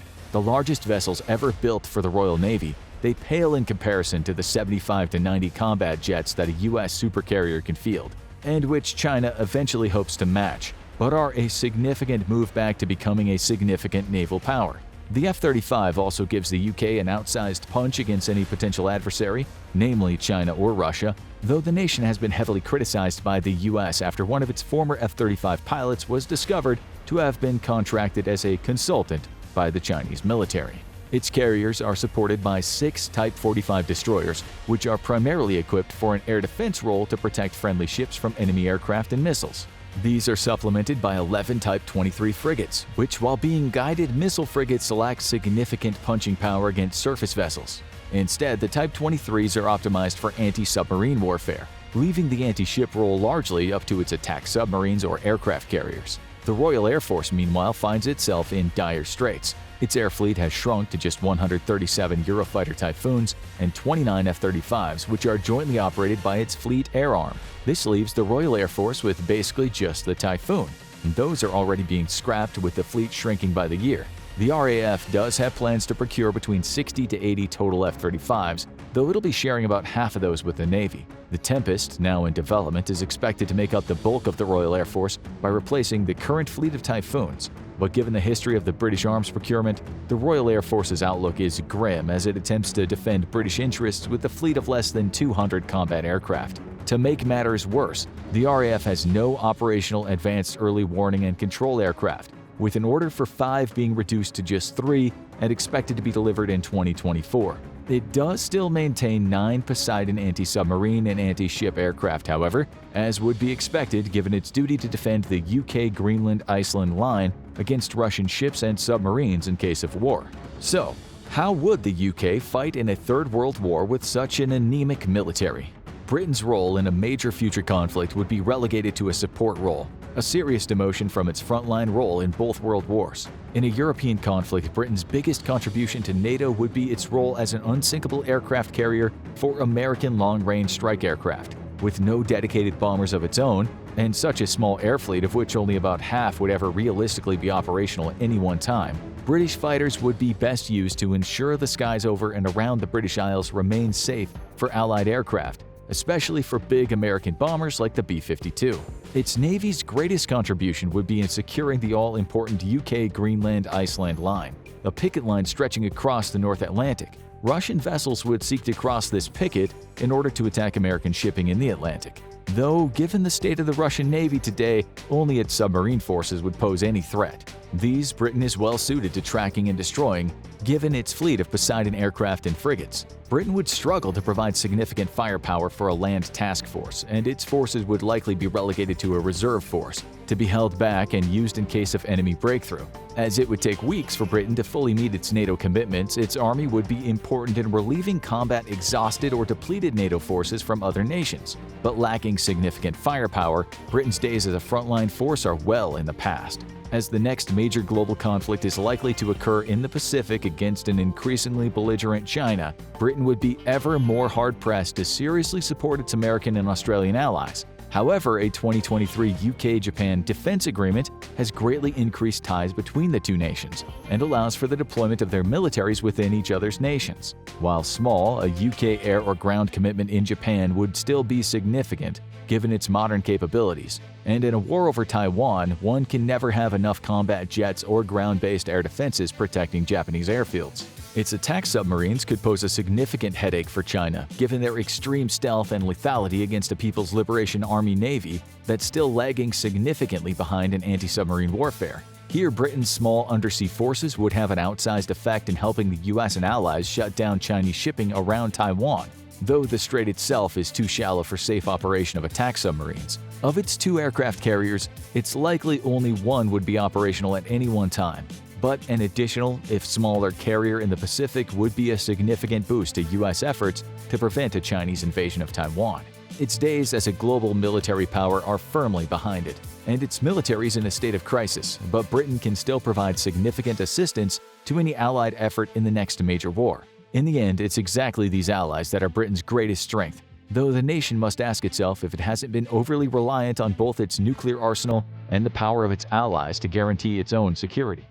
Switzerland prides itself on being neutral, but how neutral is it really? During World War II, Switzerland didn't outwardly pick a side. This allowed both Jewish and Nazi money to be kept in their vaults. Switzerland has refused to join the European Union since its conception in 1993, but 10 years later it joined the United Nations Security Council as a non-permanent member. So what is actually going on with Switzerland? Why is the country willing to join some organizations and not others? How far is Bern willing to go to remain neutral? And what would it take for the nation to pick a side? Before we dive deeper into the key reasons why Switzerland has refused time and time again to join the European Union, let's first take a quick look at what neutrality means to the country and why it might not be as clear-cut as you might believe. When you think of Switzerland, you probably think of Swiss banks with loose regulations where money and riches can be safe from the authorities and foreign governments. You also probably picture the Swiss Alps and a beautiful landscape that's been spared from conflict for over a century due to its neutral stance. Oh, and cheese with holes in it. For these reasons, it might appear that Switzerland has remained neutral for so long to spare its lands and people from the ravages of war. However, looks can be deceiving, and the real reason why Switzerland has repeatedly turned down offers to join the EU and certain other international organizations is a little more complicated than what we see on the surface. Let's go back in time and examine one of the most tumultuous periods in European history. This will provide us a foundation for understanding how Swiss neutrality works and the way that the Swiss government makes decisions today. On September 1, 1939, Adolf Hitler ordered his Nazi army to invade Poland. World War II had begun, and many countries on the continent were forced to choose a side. But not everyone became a part of the Axis or the Allied powers. Switzerland decided it would remain neutral and informed both sides that it was staying out of the conflict. Switzerland and its Red Cross were given permission to repatriate captives, transfer grants in aid, and visit prisoner camps. The city of Geneva also held protective representation for leaders of 35 nations before the war broke out to broker some sort of resolution to the growing tensions. Throughout the war, Switzerland was left largely untouched. However, the fact that they were aiding both sides helped its cause. There's much controversy surrounding Switzerland's neutrality and the dealings it did during World War II, but this is a perfect example of why Switzerland won't join specific organizations like the European Union. What it comes down to is that, like with any nation, Switzerland is going to do what is best for Switzerland. And who can blame them? Switzerland provided assistance to Adolf Hitler and the Nazis. Some of its banks held Jewish money even after the war, until they were forced to pay reparations to Jewish families in 2018. To be fair, in World War II, the vast majority of Swiss citizens sympathized with the Allies and their cause, as they shared a democratic form of government. Watching Adolf Hitler's dictatorship and the Third Reich spread across Europe was likely terrifying for many Swiss people, but the fact that the country remained neutral provided some comfort. The Nazi regime promised not to invade Switzerland's borders as long as its neutral stance was maintained. That was unless Hitler conquered the Allies, then all bets were off, and there would have been little chance that Switzerland would have been spared from Nazi dominance. By remaining neutral, the Red Cross was allowed into territory controlled by both sides of the conflict to help those in need. Swiss neutrality also enabled Max Weibel, a Swiss intelligence official, to mediate a sit-down between an American official named Alan Dulles and German commanders in Italy to negotiate an early surrender that would save thousands of lives. There were pros and cons to remaining neutral in a global conflict. Now the world's more connected while simultaneously being more divided than ever. Swiss neutrality is being pushed to its limits while many countries and Europe are condemning the actions of Bern. Vladimir Putin's invasion of Ukraine has the European Union concerned, as this is the first major conflict on the continent in decades. And although most countries in Europe are a part of NATO, meaning they receive support from the world's largest and most powerful military, the United States, Switzerland's continuous refusal to join the EU has baffled many. We'll dive deeper into the history of Swiss neutrality a bit later on, but let's discuss why Switzerland has yet to join the European Union. As you'll find out, it has less to do with remaining neutral than you might think. Number 1. Economics. One of the main reasons that Switzerland has consistently refused to join the EU is that it doesn't make a whole lot of economic sense. The Swiss economy is strong and stable. The country's GDP is around 740 billion euros a year, making it the 6th largest economy in Europe. Therefore, there's no real economic benefit to joining the EU. Switzerland already has free trade deals with most of the continent, and if it were to join the alliance, it would become one of the net contributors to the European Union. This means they would support countries with weaker economies and would not benefit much from doing so. In an ideal world, nations would help one another whenever they needed it, but that's not the world we live in. People working in Switzerland also earn much higher wages than most parts of Europe. The average Swiss salary is around 6,665 Swiss francs, or 6,971 euros a month. To put this into perspective, Switzerland's neighbor Italy has an average monthly salary of approximately 2,479 euros, meaning that the average wage is almost 3 times more in Switzerland than Italy. The concern with joining the EU is that it'll open Switzerland's borders and economy to wage dumping, where employers begin lowering salaries and undercutting one another because there's an influx of workers looking for jobs who are willing to do the same work for less. The Swiss are also concerned that there would be an influx of immigration into its welfare system as well. The free movement of people and workers throughout the European Union is one of the reasons why many supported Brexit in the UK. It's also why many Swiss citizens don't want their country to join the EU.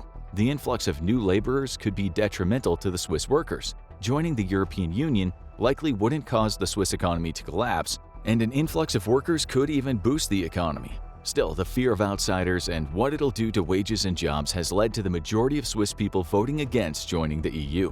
Then there are the regulations that come with joining the European Union. The anonymity and loose regulatory framework that many Swiss banks and financial institutions enjoy would be gone. Countries, businesses, and individuals that keep vast sums of money in Swiss banks would likely no longer feel comfortable doing so and pull their funds to put in financial institutions that operate in countries not associated with strict organizations such as the EU. This obviously would be bad for business and the Swiss economy. Interestingly, the neutrality that Switzerland has maintained by not joining the EU or other alliances has increased its arms sales industry. Some governments do not like buying weapons from countries that are tied to strict alliances. If Switzerland became a part of the EU, its neutrality would be brought into question. When a government purchases arms from a large military power such as the United States, Russia, or China, the weapons often come with strings attached. On the other hand, Switzerland's neutrality allows foreign governments to procure arms without having to worry about taking a side in future conflicts. This is very attractive to some nations and allows Switzerland to sell around 1 billion euros worth of weapons each year. Between 2021 and 2022, Swiss arms deals increased by 29%, showing that demand for their weapons is high. However, joining the European Union could hurt these sales rather than improve them. Number 2. Russia. It may seem counterintuitive, but Russia and the continued aggression against Ukraine is actually driving Switzerland away from forming alliances and joining the EU rather than toward it. Many nations have sought to strengthen their alliances in the wake of Russia's aggression. For example, both Finland and Sweden, 2 countries that remained neutral for decades, applied to join NATO. Finland has become a full member, and Sweden is waiting for one holdout, Turkey, to agree to its admittance into the organization. However, while some countries look to join alliances, Switzerland is heading the other direction. The difference between Switzerland and other neutral countries that are starting to join alliances is its location.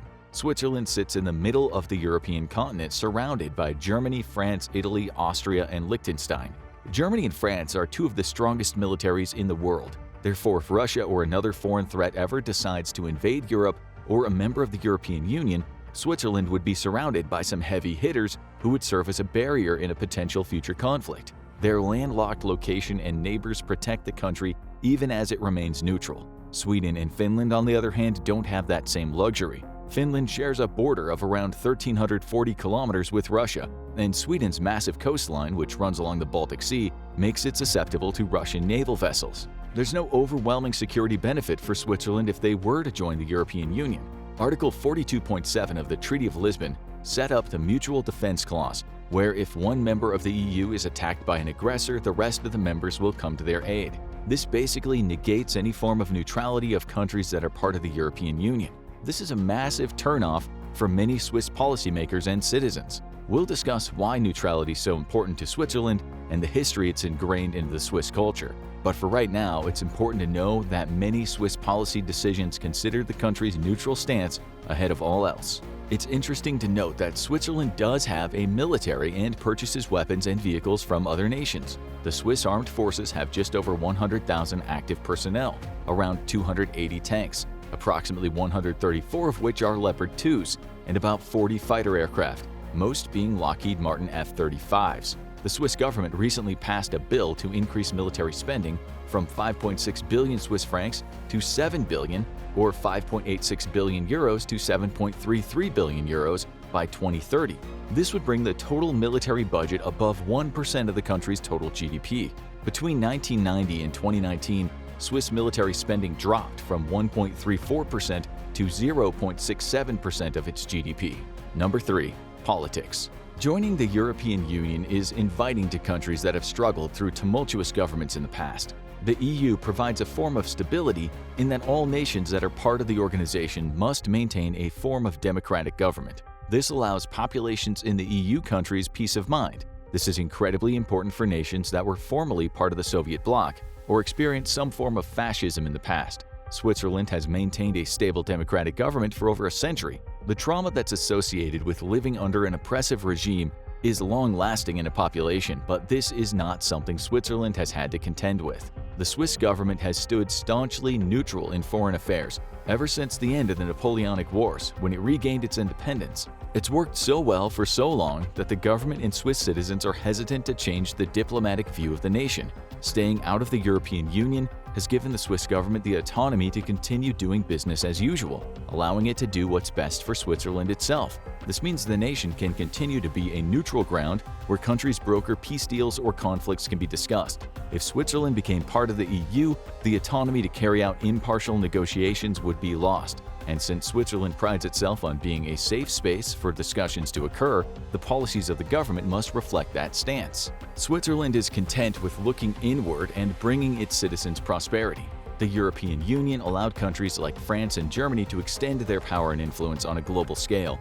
Bern has little interest in influencing global matters or expanding its control beyond its borders. Instead, by staying out of the European Union, Switzerland has remained autonomous, and it isn't forced to support other nations in the alliance to further foreign interests. At the individual level, the Swiss people hold tightly to their direct democracy. Many fear that joining the European Union would take away some of their political power that they hold today. For example, joining the alliance would restrict particular referendums that would not conform to EU ideals. For the most part, the Swiss do not want to see changes made to their own government, especially when they're dictated by outside forces, such as the European Commission.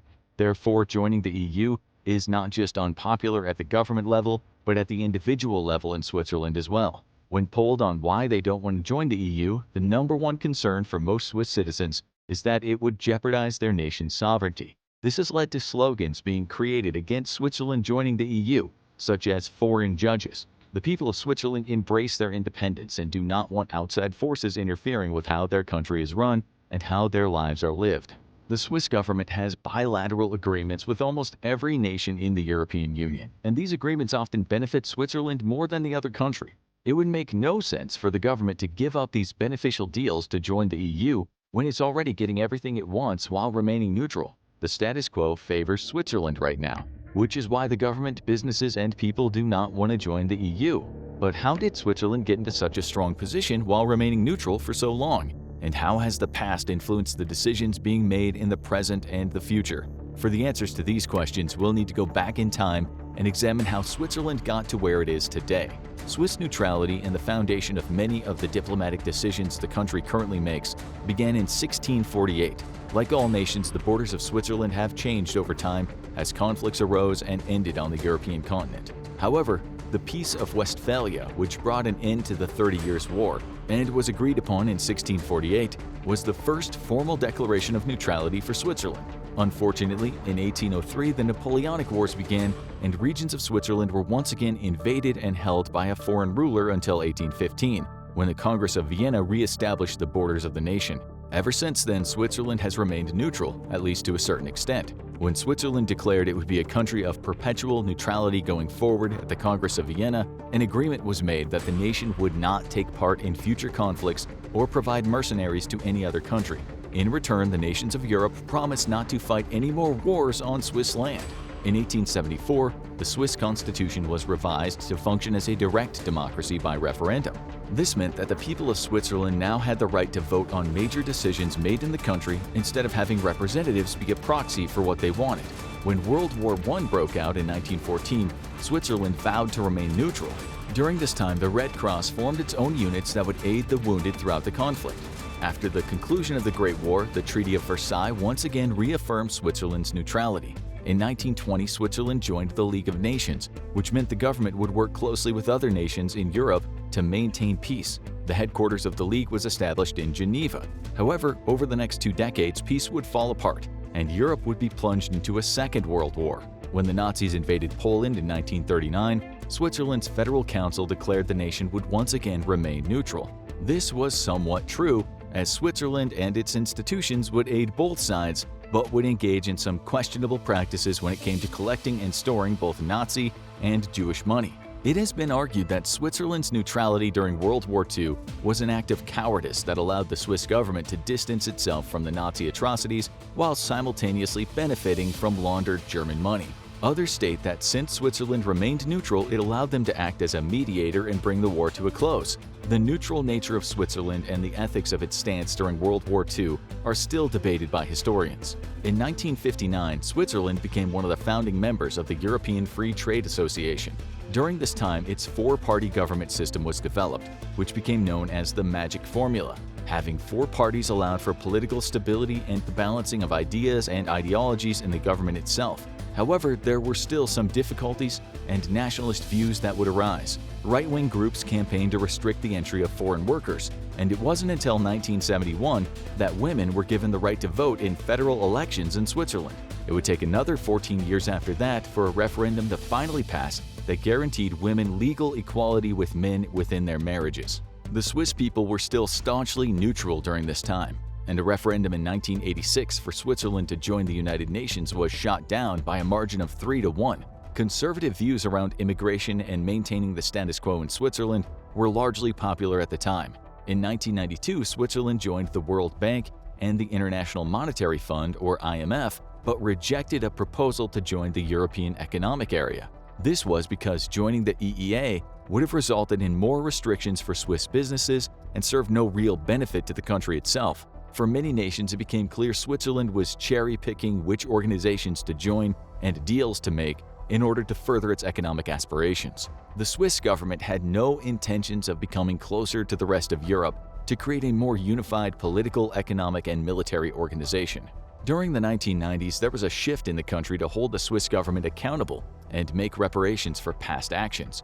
In 1994, a referendum passed that made racial discrimination and the denial of the Holocaust illegal. The Swiss Banking Association was later pressured by activist and Jewish groups in 1998 to give back around 1.25 billion euros to Holocaust survivors and their families. This led to a settlement being paid out to those people for cash that had been continuously held in Swiss banks since World War II, instead of being returned to Jewish families. By the turn of the century, things began to change in Switzerland. A 1999 election saw more right-wing votes for the Swiss People's Party. This conservative group became Switzerland's second strongest political party by securing around a quarter of the populace's votes. And even though the Swiss people rejected a proposal to open talks about joining the European Union in 2001, the Swiss parliament overwhelmingly voted to join the United Nations, as the UN was a peacekeeping organization. When the vote to join the UN was put to referendum, it passed with only a slight majority, as many Swiss citizens believed that it would entangle their country in foreign affairs and jeopardize the nation's long-standing neutrality. Even still, Switzerland ended up joining the United Nations the following year. In 2003, the right-wing Swiss People's Party became the most represented political party in parliament. It won close to 28% of the votes in the general election. That December, the Swiss People's Party gained a second post in the 7-seat government while the Christian Democrats lost 1, altering the magic formula that's kept Swiss politics stable since 1959. With the right-wing political group now more prominent in the government, naturalization laws became more strict. By 2006, voters in a national referendum supported plans to make Switzerland's asylum laws some of the toughest in the Western world. In the 2007 elections, the Swiss People's Party increased its standing when it received nearly 29% of the vote. Up until this point, the Swiss government, which increased support for the right-wing Swiss People's Party, had made decisions that kept Switzerland away from policies that could bring the nation's neutrality into question. However, in January 2009, the Swiss economy went into recession. The government announced it would relax some of its banking secrecy laws and cooperate with international investigations concerning tax evasion. By the following year, the Swiss economy was growing again. In 2011, it was decided by the government that the Swiss franc would be pegged to the euro. This was in response to businesses and manufacturers warning that the strength of the franc was making Swiss exports uncompetitive in the European market.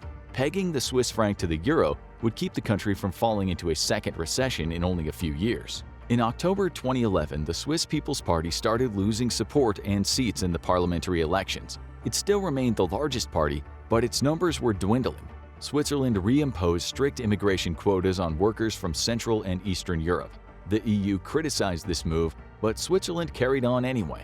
It became more and more clear that even though some hoped the Swiss would join the EU around this time, that dream was far from becoming a reality. When the euro began to depreciate in 2014, the Swiss National Bank unpegged the franc, causing its currency to rise drastically. Then came the pandemic and the war in Ukraine. During COVID, the world remained isolated. Being neutral was easy. However, as Sweden and Finland found out, neutrality was much harder to maintain when Russia invaded Ukraine. There are two views on Swiss neutrality by its citizens in the current climate. The first is more conservative and supported by the Swiss People's Party. This side wants to maintain a strict interpretation of neutrality by not sending aid to Ukraine or engaging with Russia. The idea is Switzerland will remain neutral no matter what happens in the rest of Europe to keep the country out of any conflicts. The Swiss People's Party is even trying to launch an initiative to embed a comprehensive neutrality clause within the Swiss constitution. The more liberal side of the neutrality argument, which is supported by the majority of the government, is considered active neutrality.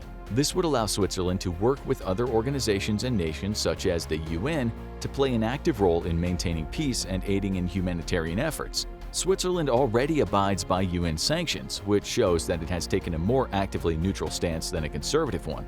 However, even many liberal Swiss are still not willing to join the European Union, as it would cause Switzerland to definitely give up its neutrality while simultaneously bringing Swiss sovereignty into question. To ensure that active neutrality is not confused with Switzerland taking a strong stance against Russia, it's banned NATO members from flying over its airspace while bringing supplies and weapons to Ukraine. Bern has also refused to grant Germany and Denmark permission to give Ukraine any tanks, ammunition, or weapons bought from Switzerland. This has caused much of Europe and NATO to condemn Switzerland's neutral stance as Russia continues to wage a war against Ukraine and its people. Bern can remain neutral since Switzerland is protected by its geographic location and the nations surrounding it. Even as other countries scramble to join organizations like NATO, Switzerland has the luxury of holding on to its neutrality. The concept is deeply ingrained in Switzerland's culture and will not be given up easily, which is why the Swiss have continually refused to join the European Union. Until there's a clear economic or political incentive for Switzerland to give up its neutrality and form closer ties with other European nations, it's very unlikely the government or the Swiss people will vote to become a part of the EU anytime soon. Germany is one of the guarantors of European security, and yet the entire world questions if Germany's military is up to the task. Is Germany ready to fight a major conflict in Europe, and how would it perform?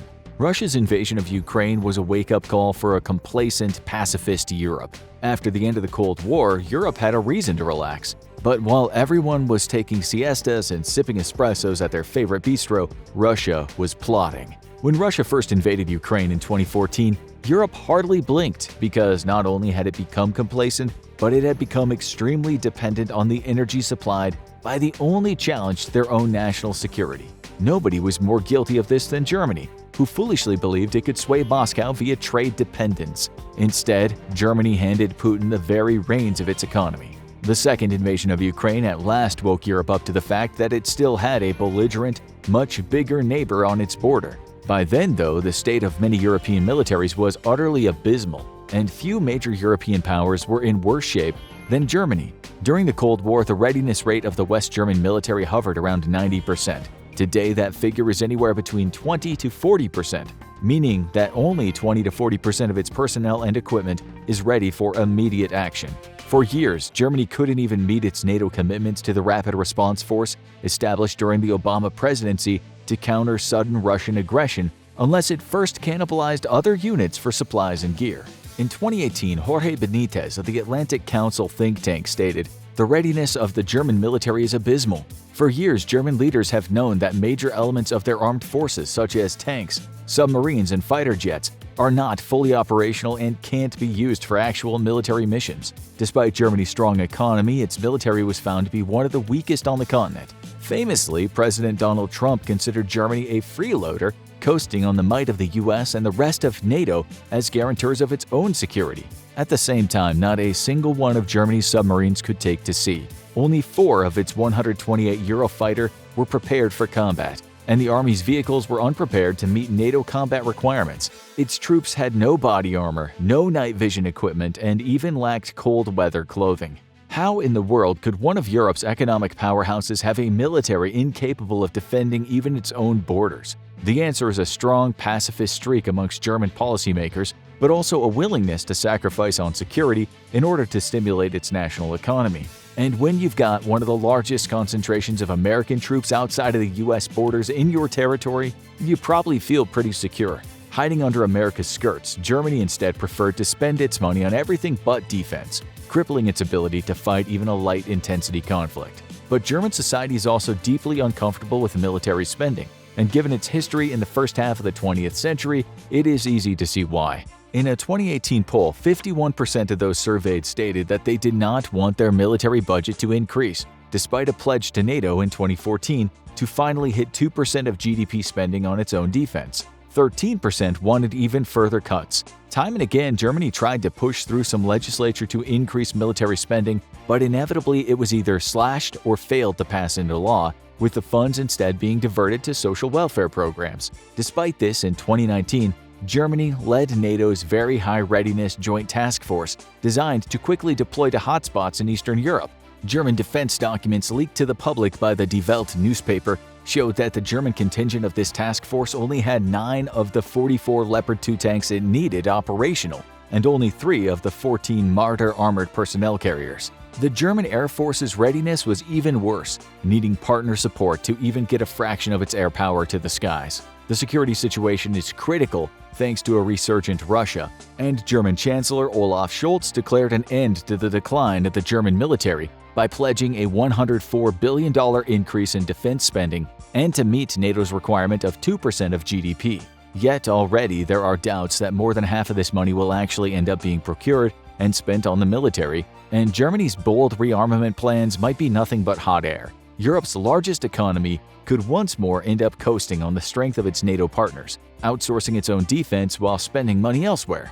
For a long time, Germany's European partners were deeply uncomfortable with a military resurgence for Germany, for very obvious reasons. However, in recent years, opinion polls show that the rest of Europe is a lot more comfortable with the idea of a strong German military than in previous decades. In fact, much of the world sees it as a necessity for the stability of Western democracies, especially as Russia and China rise to challenge the world order with their own authoritarian models. Fears that NATO might fall apart, spurred on largely by the Donald Trump presidency, has even led people like France's Emmanuel Macron to push for Europe to guarantee its own security with a powerful EU military. Germany would necessarily be the centerpiece of such a military if it got its act together.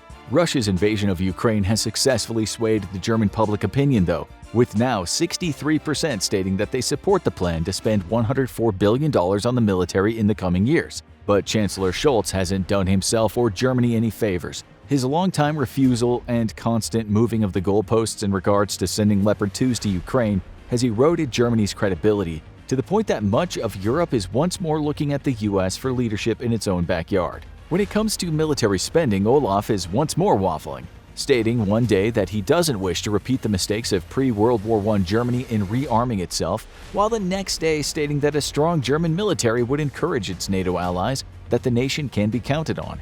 Schultz has done so much waffling since the invasion of Ukraine, the man practically runs his own Waffle House at this point, and it's hurting Germany's image abroad. The Polish people have developed a very low opinion of their neighbor, with Polish President Andrzej Duda stating, "The mood here is very critical. Germany's just not a credible power because it has been moving so slowly. The focus in Poland is so much about what the US and Great Britain are doing." So, is Germany ready for a third global war? No, it isn't. Readiness rates have not improved much since 2018, though we can expect to see this improve in the wake of the Russian invasion of Ukraine. The German Air Force still struggles to put planes in the air or give its pilots enough flight hours to remain qualified on their combat jets. To be prepared for a major power conflict, Germany needs to reverse course on decisions made as far back as 2008. Back then, German defense thinking gravitated around the reduction of the German military to become a light expeditionary force. This suited the nation's current needs and greeds perfectly, as it faced no credible threat at home, was so intertwined in trade with Russia that it believed Moscow wouldn't threaten their economic relationship, and at the time was only fighting low-intensity conflicts against insurgent or terror groups in the Middle East. Thus, German heavy fighting units began to be dramatically cut, with heavy combat vehicles being slashed first. Currently, Germany is unlikely to be able to field even a single heavy brigade, let alone keep it supplied during high-intensity combat ops. Currently, according to a German Ministry of Defense analysis, 71 of Germany's major combat systems have readiness rates of about 77%. This is a vast improvement, but many in NATO are casting a skeptical eye on the report, given the German military's previous problems with readiness. 11 systems had readiness ratings of under 50% though, with combat vehicles standing at 71%. Naval combat units stood at 72%, combat and transport aircraft were at 65%, support vehicles at 82%, and helicopters at an abysmal 40%. The report also found that despite improved readiness rates, the German military was struggling with modernity issues. Many of its armored vehicles were either severely aged or obsolete. Its CH-53 helicopters and P-3C patrol aircraft were in states of crisis and in dire need of replacement. Its attack helicopters were also in serious trouble and facing big modernity problems. At sea, the problem is even worse, with only 30% of the German Navy being fully operational. But the readiness figures have been cleverly manipulated, as these figures only account for equipment that the military actually has available and on hand. The numbers don't account for equipment that is either being repaired or upgraded by the manufacturer. Of 289 Leopard 2s, only 183 of them are actually available to the Army, or 63%. Germany then claims a readiness rate of 75%, which means only 137, less than half of the entire fleet, is actually ready for combat operations today. To turn things around, Germany needs to restructure its defense industry from the bottom up. Currently, German defense manufacturers work with a very small number of orders per year. Therefore, in order to avoid shutting a production line down and losing technical expertise, German arms manufacturers instead work very slowly, dragging the work on each vehicle sent for repair or upgrade out over months. Increased spending will necessarily mean more production, but even during protracted lulls, Germany needs to absorb the economic impact of keeping a set number of production and repair facilities fully staffed and prepared at all times, instead of shutting them down and consolidating to a smaller number of facilities. Changing German culture will also be necessary for Germany to repair its military. Currently, Germany is experiencing a surge in popular support for defense spending. But should the Ukrainian war end in the near future, it's unlikely the support will continue. When it comes to defense, modern Germans are notoriously short-sighted. For one, there's no strong cultural support for the military in Germany, and the military must compete with civilian employers to attract soldiers. Given that Germany only ended conscription in 2011 and is having great difficulty implementing an all-volunteer force, these do not look like problems that Germany is set to solve anytime soon. So how would Germany fight a major global conflict in its backyard? Simply put, not very well. One must not underestimate German industry and its historical power to pump out weapons at high intensity.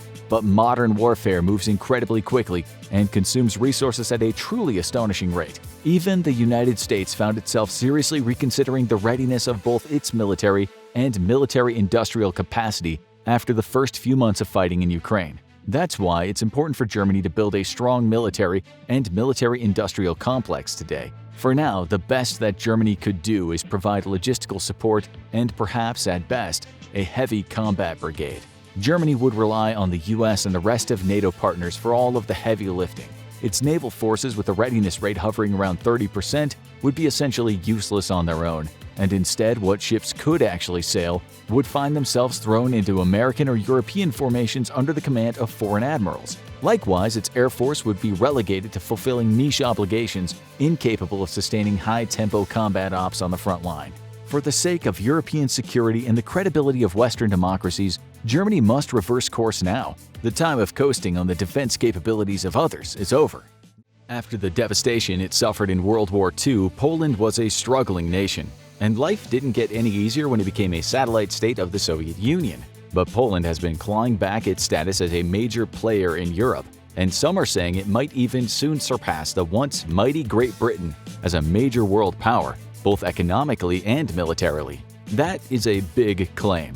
So let's examine Poland's rise to power and how it might just be turning into Europe's next superpower. If you went to Poland a few decades ago, around the time Coca-Cola was still regarded as something of a luxury item and a symbol of American capitalist imperialism, life might have looked a little grim. This was a country that had been torn apart in the war, hit from two sides by the Germans and the Soviets, and then faced decades of hardship under communist rule. In historical terms, Poland has certainly experienced some extreme ups and downs. As the Polish-Lithuanian Commonwealth in the early 17th century, Poland was a force to be reckoned with, able to defend itself against other powers and more than capable of its own aggressive actions against its neighbors. At its peak, the Commonwealth was home to 11 million people and had spread itself over 1 million square kilometers, compared to Poland today, which is 313,930 square kilometers. Much of Ukraine was under Polish rule for much of this period, which Russia fought it for. But the Commonwealth was easily a match for Russia. In fact, in the Polish-Muscovite War of 1605 to 1618, the Poland-Lithuanian Commonwealth made substantial territorial gains in the region on the European front, something Russia would never forget. This was the Polish Golden Age, though, a renaissance period for Poland.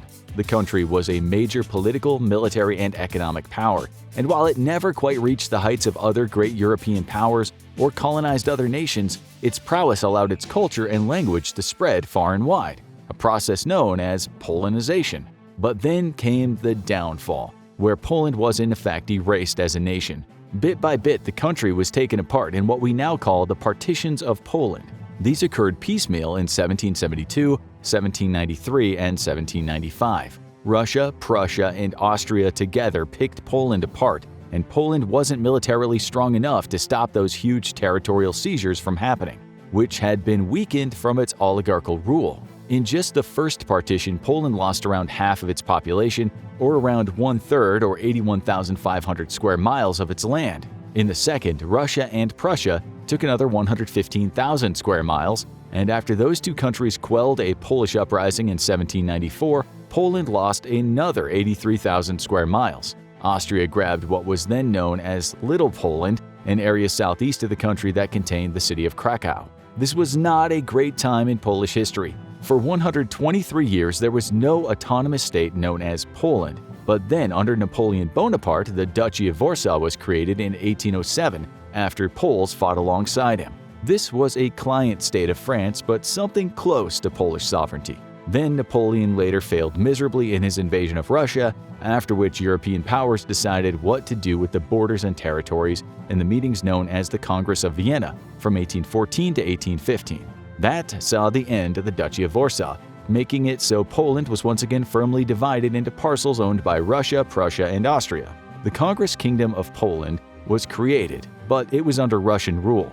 Then in 1830, there was the November Uprising, in which the Russians eventually quelled a Polish rebellion, after which in 1832, the Russian Emperor Nicholas I issued the Organic Statute of the Kingdom of Poland. This was an attempt to erase any autonomy the Polish had in Russian-occupied Poland. Meanwhile, there was widespread persecution of Poles, sometimes referred to as anti-Polonism, which would last for centuries not only amongst the three partition countries, later from the Germans and the Ukrainian nationalists. All this hardship shaped how many Poles feel today about their nation, especially the more recent tough times Poland has faced. The country only regained its independence in 1918, but then just 2 decades later it was invaded from two sides at the beginning of the World War. After almost 6 million Poles died in the war, and then it became a client state of the Soviet Union. It's thought Poland lost around 38% of its national resources and infrastructure in the war, and while the Germans were supposed to pay back Poland in reparations, that did not happen, or at least not as it should have. The Soviets ensured reparations came from Soviet-controlled East Germany, so those reparations didn't exactly look like a windfall. Poland not only went without these large reparations from Germany, but it was also not part of the Marshall Plan, which was the US initiative to help war-torn Western Europe. The communist years were marked by almost constant crises, often resulting in protests when the low standard of living was too much for many Poles to take. There were numerous reforms and there was constant repression, although many Poles saw the light at the end of the tunnel when in 1970 Edward Gierek became the first secretary of the Polish United Workers' Party. He promised to improve people's lives and partly opened Poland up to the West while allowing much more freedom of speech and expression than those that had come before him. For many, Gierek's era was the first time they owned luxury goods such as a car or a TV. He oversaw the construction of the now famous Polish town blocks. He built the first highway in the country while creating and strengthening other industries. He built steel works and glass works, and under him the automobile factory that produced the famous Polski Fiat 126P was constructed. Poland was still poor, but life did improve for many, and Gierek's relatively liberal attitude compared to the leaders that had preceded him was like breathing fresh air after living in a stuffy smokehouse for 2 decades. Alas, Gierek borrowed a lot of money from the West to fuel his plans, around $40 billion, which eventually brought an economic crisis to Poland. And by the end of his tenure in 1981, sights such as people queuing around the block for many hours just to buy a roll of toilet paper were a regular occurrence. People weren't just broke, many didn't even have food, and there was talks of uprisings. Poland's GDP per capita in 1979 had been $2,167, and in 1980, it was down to $1,595. Compare that to Britain, where the GDP capita was around $10,000. In the US, it was $12,000. France had similar numbers, while Spain was around $6,000. Portugal was $3,300 and Italy $8,000. Poland was poor, and it seemed like the country could never catch a break, something that might partly be driving Poland's rise to power now.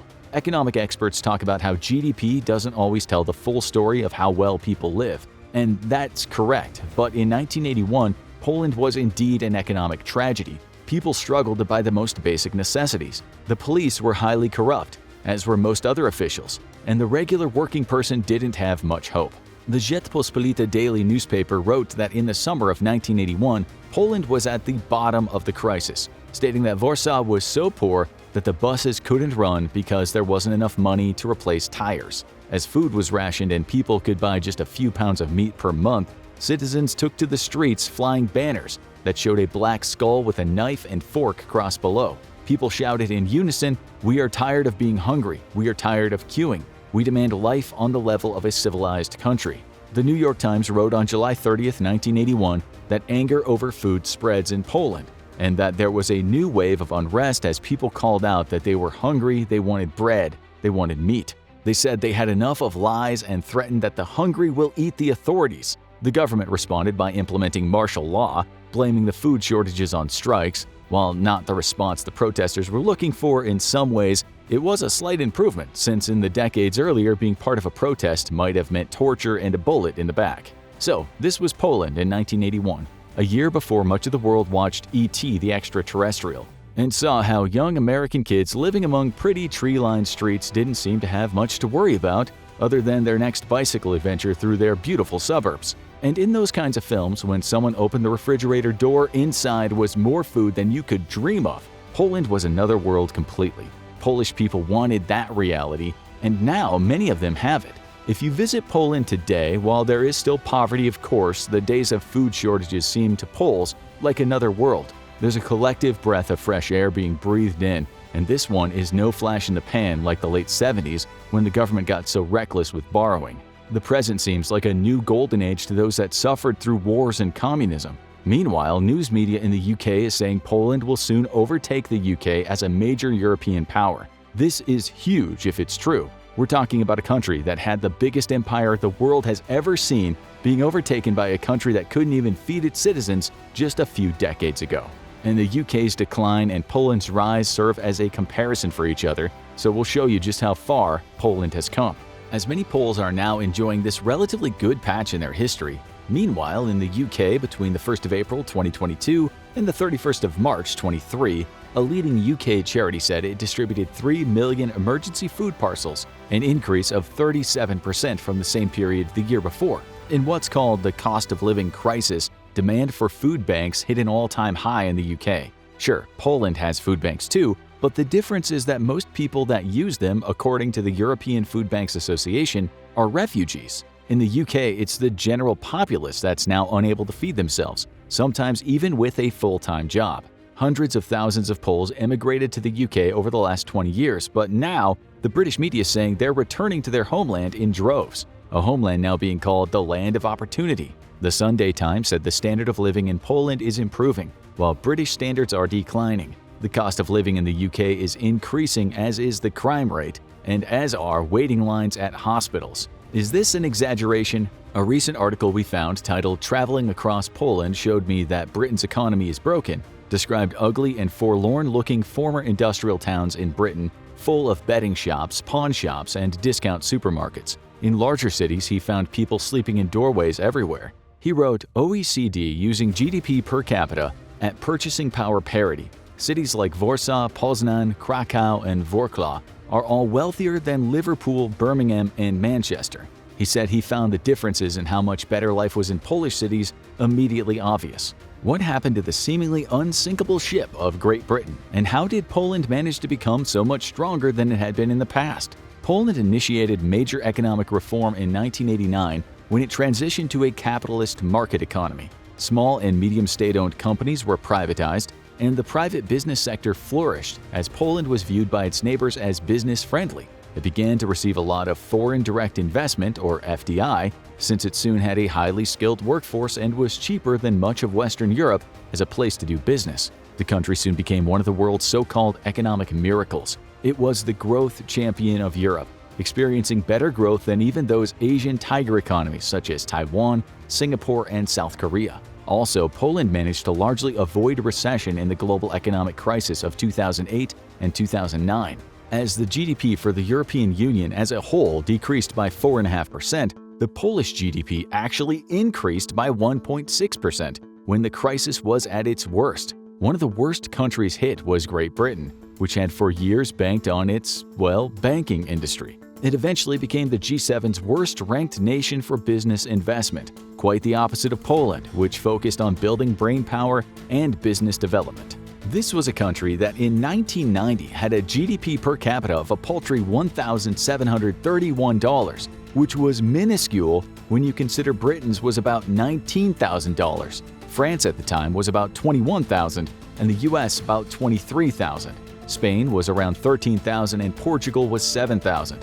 Poland was still poor, but it was about to change those glaring GDP shortfalls. When Poland joined the European Union in May of 2004, its economy was subsequently turbocharged. And this wasn't the result of flogging all its natural resources or some kind of banking magic. The reason, as many economists have pointed out, is Poland's diversified economy, and more importantly, the brainpower of the public, which has embraced entrepreneurship. The government promoted competition while putting much emphasis on higher education. In 1989, only about 1 in 10 young Poles studied at the university level. Now it's 1 in 2, higher than the EU average. In a study published by the Program for International Student Assessment, or PISA, it revealed that Poland was one of the leading countries in the world regarding educational standard improvements. Poland's PISA score for reading, math, and science was one of the highest in the world at 12th place, behind countries such as China, Singapore, Korea, Japan, Switzerland, and the Netherlands. The UK was down to 26th place, but it was at least above Italy, Spain, and the US. PISA said Polish 15-year-olds are more functionally literate than most kids in the EU and North America. The country's also become an IT hub. The European Commission recently made a list of the strongest tech innovators in Europe, and Poland was placed in the emerging innovator bracket. The UK didn't even make the list. We're not trying to pick on the UK here, it's just the press has been talking a lot about how Poland will overtake the UK as a power, so we've chosen the UK as a comparison in which to judge Poland's ascension as a power. Poland is now said to be a leader in the Central and Eastern European region for greenfield investments, which are investments where a company starts a new venture by constructing new facilities from the ground up. rather than purchasing or leasing existing ones. Ranking as third best in Europe, its location between East and West Europe hasn't always worked out well for Poland. But now, with its much improved transportation infrastructure, it's in the perfect place to bridge developed economies in Central and Eastern Europe. 94% of investors are reported to be willing to reinvest in Poland, in part because it offers smart investment incentives, and according to Statistica, it's the most attractive country in the region in which to invest. It's always a good sign for an economy when foreign countries want to invest there. The Swedish battery manufacturer Northvolt just opened Europe's largest factory for energy storage systems in Poland. In 2023, Microsoft said it was impressed with Poland's IT scene and opened its first data center there, calling Poland the newest trusted cloud region, and the data center the first in Central and Eastern Europe for Microsoft. Google has also opened a data hub in what it says is Poland's thriving IT industry. Poland is excelling in the area of aerospace, which is evident when you look at its so-called Aviation Valley in the southeast of the country. 115 companies are working there, which employ 23,000 technicians, engineers, and designers. Other large industries in Poland are agriculture, automotive, energy, defense, manufacturing, and tourism.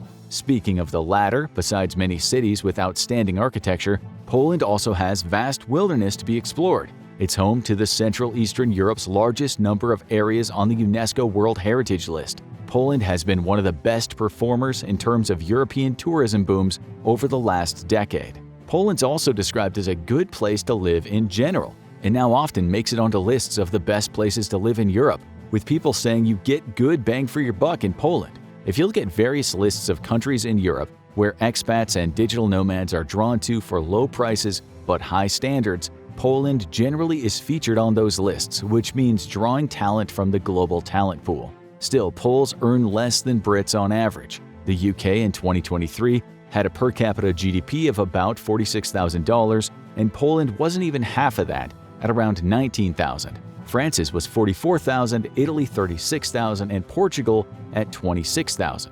Poland is still a bit behind, but nothing like it was in recent past when its GDP wasn't even a tenth of the UK's, and if trends are anything to go by, it'll overtake the UK's soon enough. We should add again, though, that you can't look solely at GDP and know what life is like for people in a nation.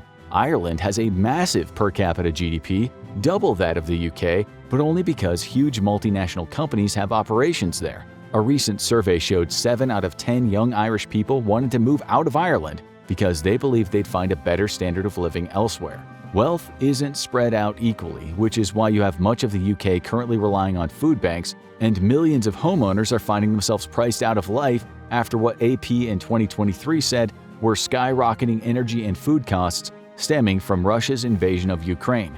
GDP per capita doesn't always mean a lot. People are saying life in Poland right now is better for your average Joe, or shall we say Joseph, than it is in Britain, despite the GDP difference. This is a country on the rise. To understand the standard of living, it's better to look at what you get for your money, what safety nets are provided for you, how well educated you are, and what chance you have of flourishing in the workplace. You can also look at forums to get perspectives from average citizens, and we did just that. One man said, "I'm 31, born and bred in the UK, and I've recently moved to Poland. The first thing you notice is that you get a lot more for your money in Poland." He talked about how safe he felt, how inspiring it was to see how proud people are to be Polish. He added, "Poland will afford you a much better quality of life with plenty of surplus to spare." Another poster said when comparing the two nations that in Poland you had safety, better food, better quality and better educated people, intelligent and beautiful women, great, amazing and rich culture,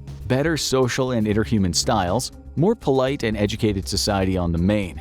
One person wrote in Poland he found low cost of living versus a fantastically high standard of living. Great education, okay to decent food, great travel locations, friendly people, and lovely weather.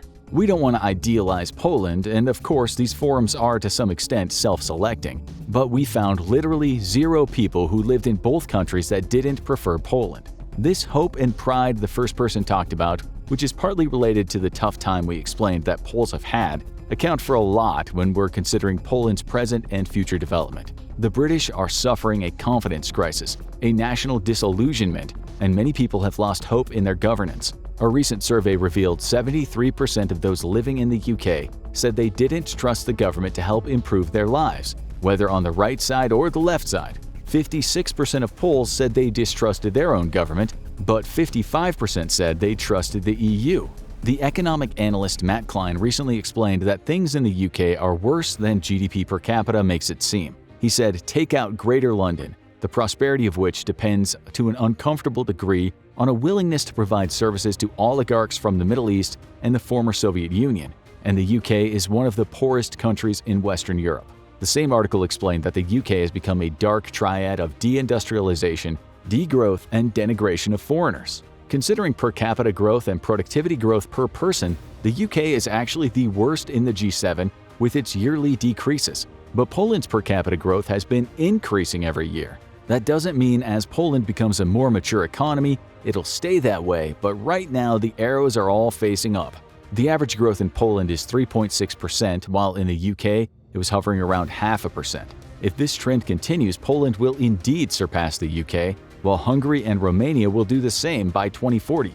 Unlike Poland, the 2008 financial crisis hit Britain, a finance hub, hard. The government decided to pursue a policy of austerity, fearing debt while not focusing on productivity. Foreign exports declined, as did foreign investment, while wages couldn't keep up with inflation. Productivity hasn't been this low in Britain since the 18th century, and according to most experts, there are no signs of recovery at the moment. Much of the recent concern in Britain came when Labour leader Sir Keir Starmer said, "The British people are falling behind, while our European neighbours get richer, in the East as well as in countries like France and Germany. I'm not comfortable with that. Not comfortable with a trajectory that will soon see Britain overtaken by Poland." He would say that as he wants to blame the people he wants to replace, but he has a point. With a large economy, a military usually follows, which can help seal your standing as a great power, and Poland is no exception. The Polish government said in 2023 that it would raise defense spending from 2.4% of its gross domestic product to 5%.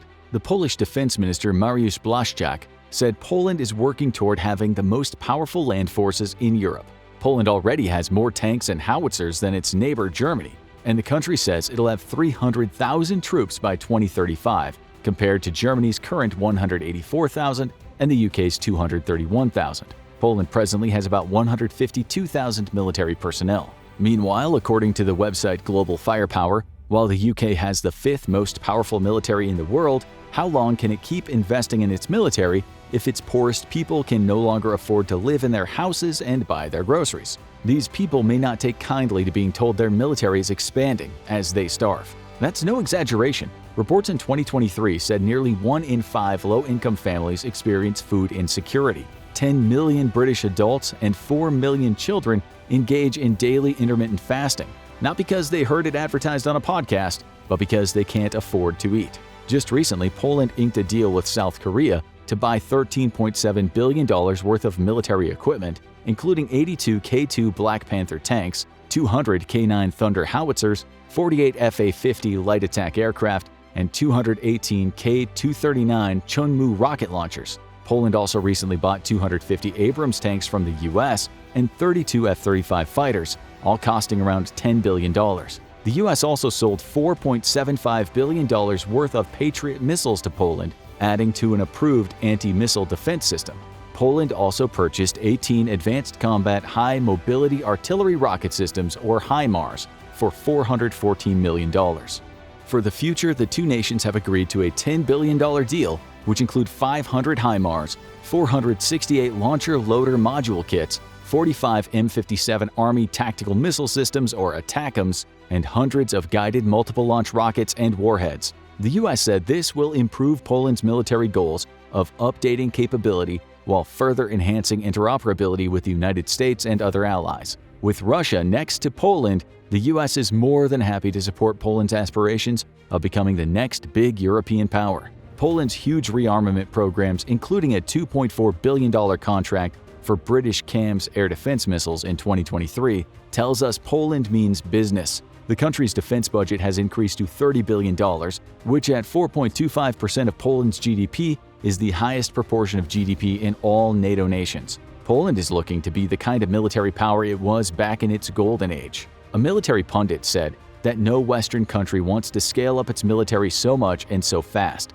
The former NATO spokesman, Jamie Shea, agreed with that, saying Poland will become the strongest military power on land in Central and Eastern Europe. If that's true, with a strong military and a leading GDP, Poland will indeed become a regional great power. The US will also help Poland with its new nuclear energy plan. Another pundit said Poland looks set to become Europe's industrial as well as military powerhouse. Let's face it, Poland knows it must protect itself, given what's happened in the past. As it becomes wealthier and its people become better off, they might not mind such hefty military spending. Considering Poland's recent past, this is quite an economic miracle.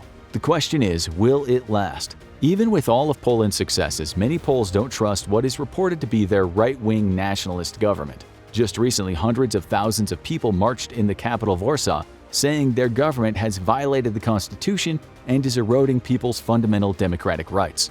These people like the EU, but they don't like the government, which they fear will turn into another autocracy. Even so, Polish people are flocking back to their homeland. A reverse brain drain is taking place, which has seen them leaving the UK and other countries and returning to Poland, where they say there's more hope for them. They've heard the news about the booming tech industry and the fact that the World Trade Organization said in 2022 that Poland beat countries such as China, India, and Brazil for growth in online services. The Prime Minister Mateusz Morawiecki said not long ago Polish people are starting to realize that there are exciting opportunities waiting for them back home. In January 2022, Poland's finance ministry created the Polish Deal, which lured people back by allowing them to pay zero income tax for the first 4 years after they've resettled. Poland is even attracting US software engineers. One of them said in 2023, people in Poland have more hobbies outside of work, whereas in the UK, work is your life. People like to spend time with their family more in Poland.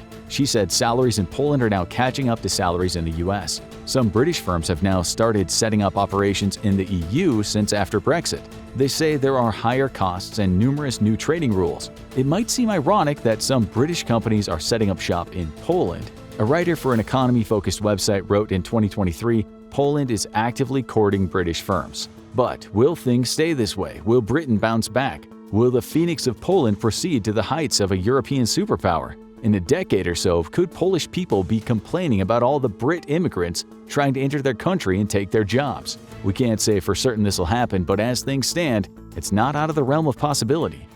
The United States leads the world by an incredibly wide margin in financial aid to Ukraine. As of the writing of the script, America has given approximately $50 billion in aid to Ukraine. This has bought much-needed military equipment, helped pay salaries, and provided vital relief for millions of Ukrainian refugees. As incredible as this staggering amount is, it pales in comparison with the financial aid that Europe gives Russia, equaling about 22 billion euros every single month. Shortly after the start of invasion, the world levied heavy sanctions on Russia in a bid to seriously economically damage it and hopefully force it to end its invasion of Ukraine. However, right off the bat, the European Union refused to take steps necessary to truly hurt the Russian economy. Ban all Russian banks from the SWIFT international payment network. This highly secured payment network connects banks all over the world. The Society for Worldwide Interbank Financial Telecommunications, or SWIFT, allows for the sending and receipt of international payments. With over 11,000 banks in the network, over 33 million transactions happen every single day on the most massive and secure banking network in the world. But SWIFT itself isn't a bank, merely an in-between that allows different banks to connect with each other. Thus, the consumer can easily pay from his bank account to a member on the other side of the world using a different bank altogether. Without access to SWIFT, a nation would be extremely hard-pressed to interact financially with the world and have to take on additional time and expenses of directly transferring funds from one bank to another in order to receive or give out payments. Being removed from SWIFT would be catastrophic to the Russian Federation, and yet many European states lobbied hard for Russia to be spared this most damning of sanctions. In the end, most but not all Russian banks were removed from the network, and while this did have a significant impact on Russian businesses' ability to conduct international business, the banks that remained connected allowed Russia to mitigate any of the damage to its all-important energy sector. And with Russia, it's all about energy. The Russian economy is poorly diversified, with as much as 40% of the economy relying on the production of energy.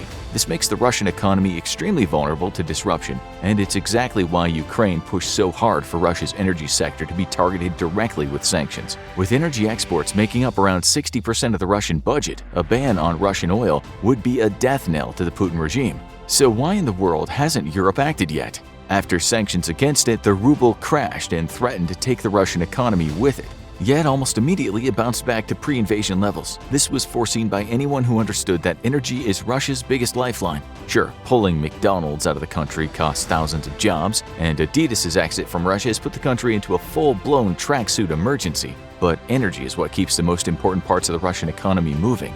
With the bounce back of the ruble, Putin was able to mock Western sanctions and point out to his own citizens that the ongoing sanctions have little effect on Russia. This allowed him to continue garnering domestic support for his invasion. Lithuania was the first European country to pull the plug on Russian natural gas, with its foreign minister Gabrielius Landsbergis tweeting out, "Dear EU friends, pull the plug. Don't be an accomplice." But while the European Union is mulling over restrictions on coal imports from Russia, gas remains a hot-button topic for most European countries. Via just pipelines alone, Russia provided 42% of Europe's gas imports, a staggering amount of vital energy to fuel modern cities. In 2020 alone, the EU spent $60.1 billion in Russian energy, making energy two-thirds of all of Europe's imports from Russia. But petroleum absolutely dominates the import figures for Europe.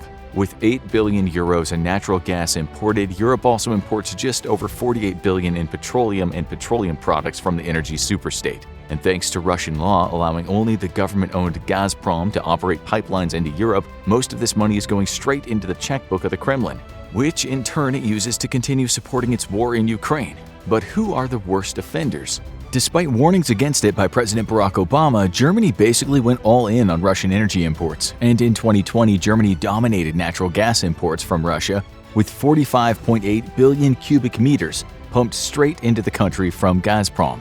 Next was Italy, with 20.8 billion cubic meters, Turkey with 16.4 billion cubic meters, Austria with 13.2, France with 12.4, Netherlands with 11.9, Poland with 9.7, Hungary with 8.6, Slovakia with 8.6 as well, and the UK with 6. After this, imports fall off steeply, with the Czech Republic importing 5 billion cubic meters and the rest of Europe coming in far under that figure. Europe is clearly a big customer for Russia, and exports to Europe of all minerals, including oil, make up half of all Russian exports. Couple this with currently sky-high oil prices, and Russia is being enriched at a rate that far surpasses any amount of financial aid to Ukraine. According to Russian law, all revenue above $43 a barrel of oil goes straight into the government's pockets. Currently, as of the writing of this script, oil is at $110 per barrel, which means that over half of the price of each barrel of oil paid to Russia goes directly to the government coffers. Naturally, through taxes, Russia scoops up another few percentage points of anything below $43 a barrel, and just Europe's energy imports alone is more than enough to pay for Russia's entire military,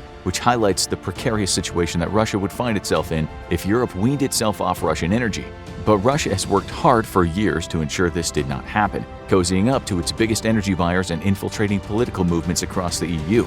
Russian clandestine activities have targeted environmental movements that sought to wean their nations off non-renewable energy, and at the same time use those same movements to protest against the current operation of and building of new nuclear power plants. This was all done with one goal in mind: keep Europe sucking on the petroleum and natural gas teat of Russia. And as we've now seen, Europe's reliance on Russian energy has allowed the nation to do as it pleases in Ukraine.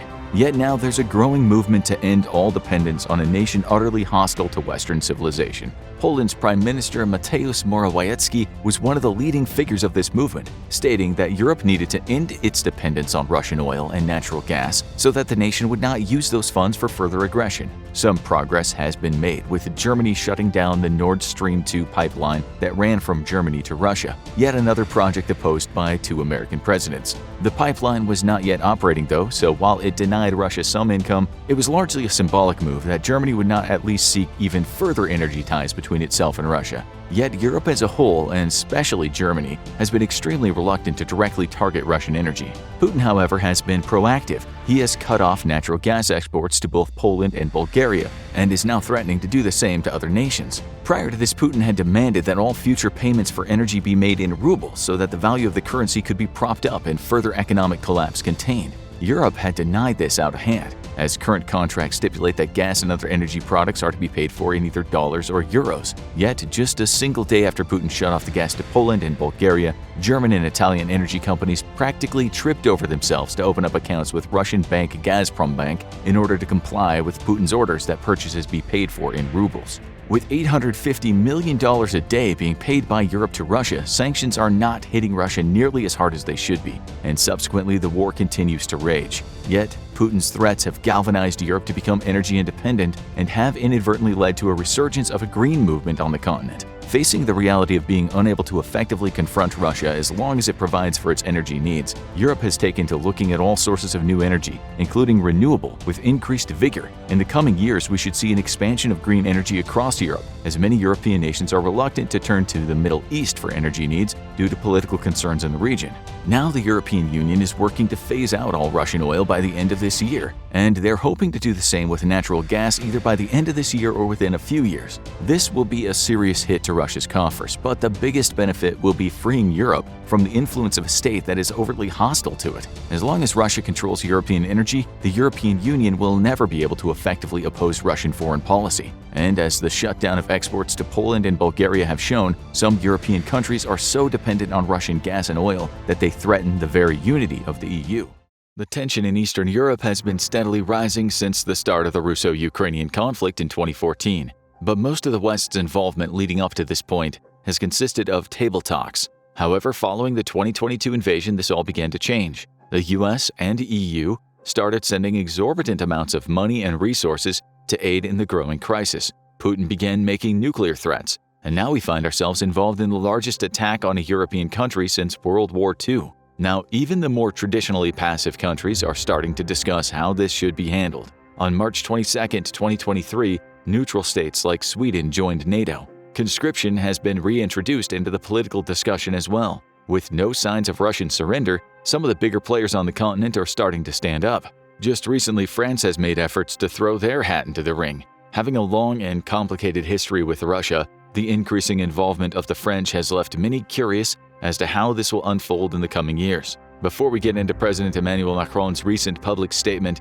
and why it's left its NATO allies speechless, let's look at France itself. If the country was to get more involved in the Ukraine war, what would Russia have to contend with? The military history of France is one that can be traced back 2,000 years, and for most of that time, it was considered one of the greatest in the world. However, a series of losses after 1815, such as the Franco-Prussian War, started to harm their reputation significantly. In World War I, the French started to earn back some respect after managing to hold the Western Front against the Central Powers and their allies. With more than 1.3 million military fatalities and more than 4.6 million wounded, France suffered the second highest Allied losses after Russia. However, this progress would be crushed by the Third Reich, which had adopted an effective combined arms tactic that the country was ill-prepared to handle. After the defeat, Vichy France cooperated with the Axis powers until 1944. Charles de Gaulle encouraged the French people to join the Allied armies, while the French Vichy forces participated in direct action against the same Allied forces.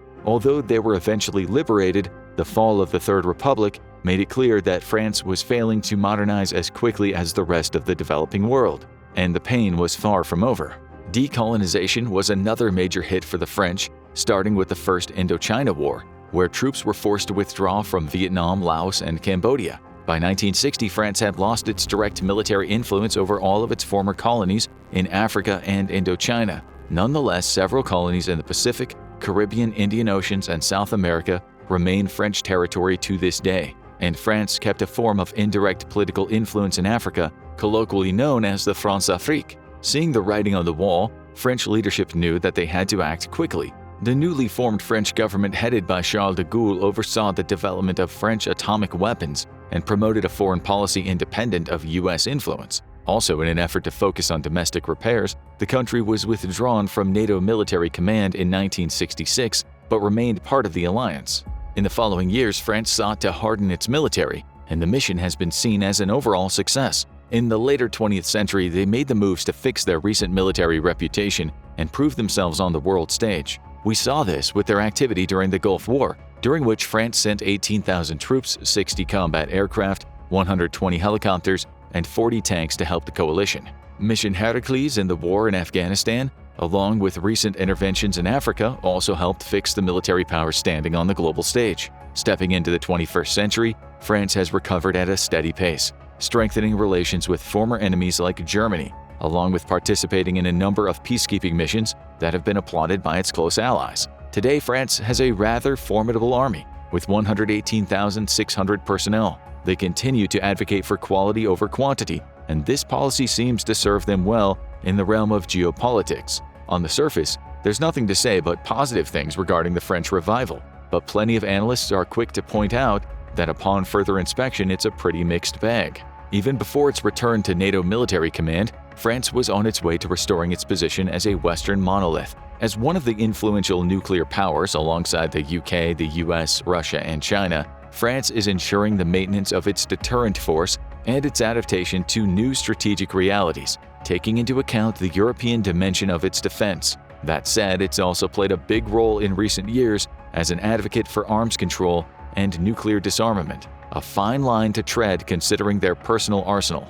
Additionally, in 2004, it contributed a total of 84.35 million euros to the UN's regular budget and 107.57 million euros to the UN's system-specialized agencies. Presently, France prides itself as an armed mediator, cooperating with more militant countries like the United States while attempting to stand in solidarity with controversial neighbors. They do this by providing aid to poorer nations. For example, in 2003, they devoted 6.4 billion euros to official development assistance. This sum represents 0.41% of the French GDP. In contrast to its size, these facts indicate that France's cultural influence is among the strongest globally. However, this diverted attention has recently been criticized, as the nation has been suffering from serious instability within its own borders. Street protests have repeatedly paralyzed the country, and most recently riots erupted after the killing of a young man by the police. In just 4 days, the levels of violence surpassed those of the weeks-long banlieue riots of 2005. One of the strengths that has separated France from other Western countries is that it remains mostly unencumbered by opposition in parliament. Even with the protests and the riots, the state somehow managed to push legislation that wouldn't pass in the first phase in a nation like the UK. By focusing mainly on affairs beyond the mainland, President Macron has been able to meet bipartisan objectives, but now it appears that the chickens have finally come home to roost. There's plenty of footage showing rising public unrest, specifically among the country's rural communities. Spanish wine trucks are being stopped by civilians, and trucks drive into the streets blasting manure onto government buildings. In response to recent events, Polish Prime Minister Mateusz Morawiecki posted a tweet that contrasted a France on fire with a Poland at peace, with the strong suggestion that it all came down to immigration. Although there are obvious political motives behind the Polish accusation, one can't deny that the fire grows with little being done to put it out. France currently hosts some 700,000 refugees and asylum seekers, and that makes it the third largest host country in the European Union.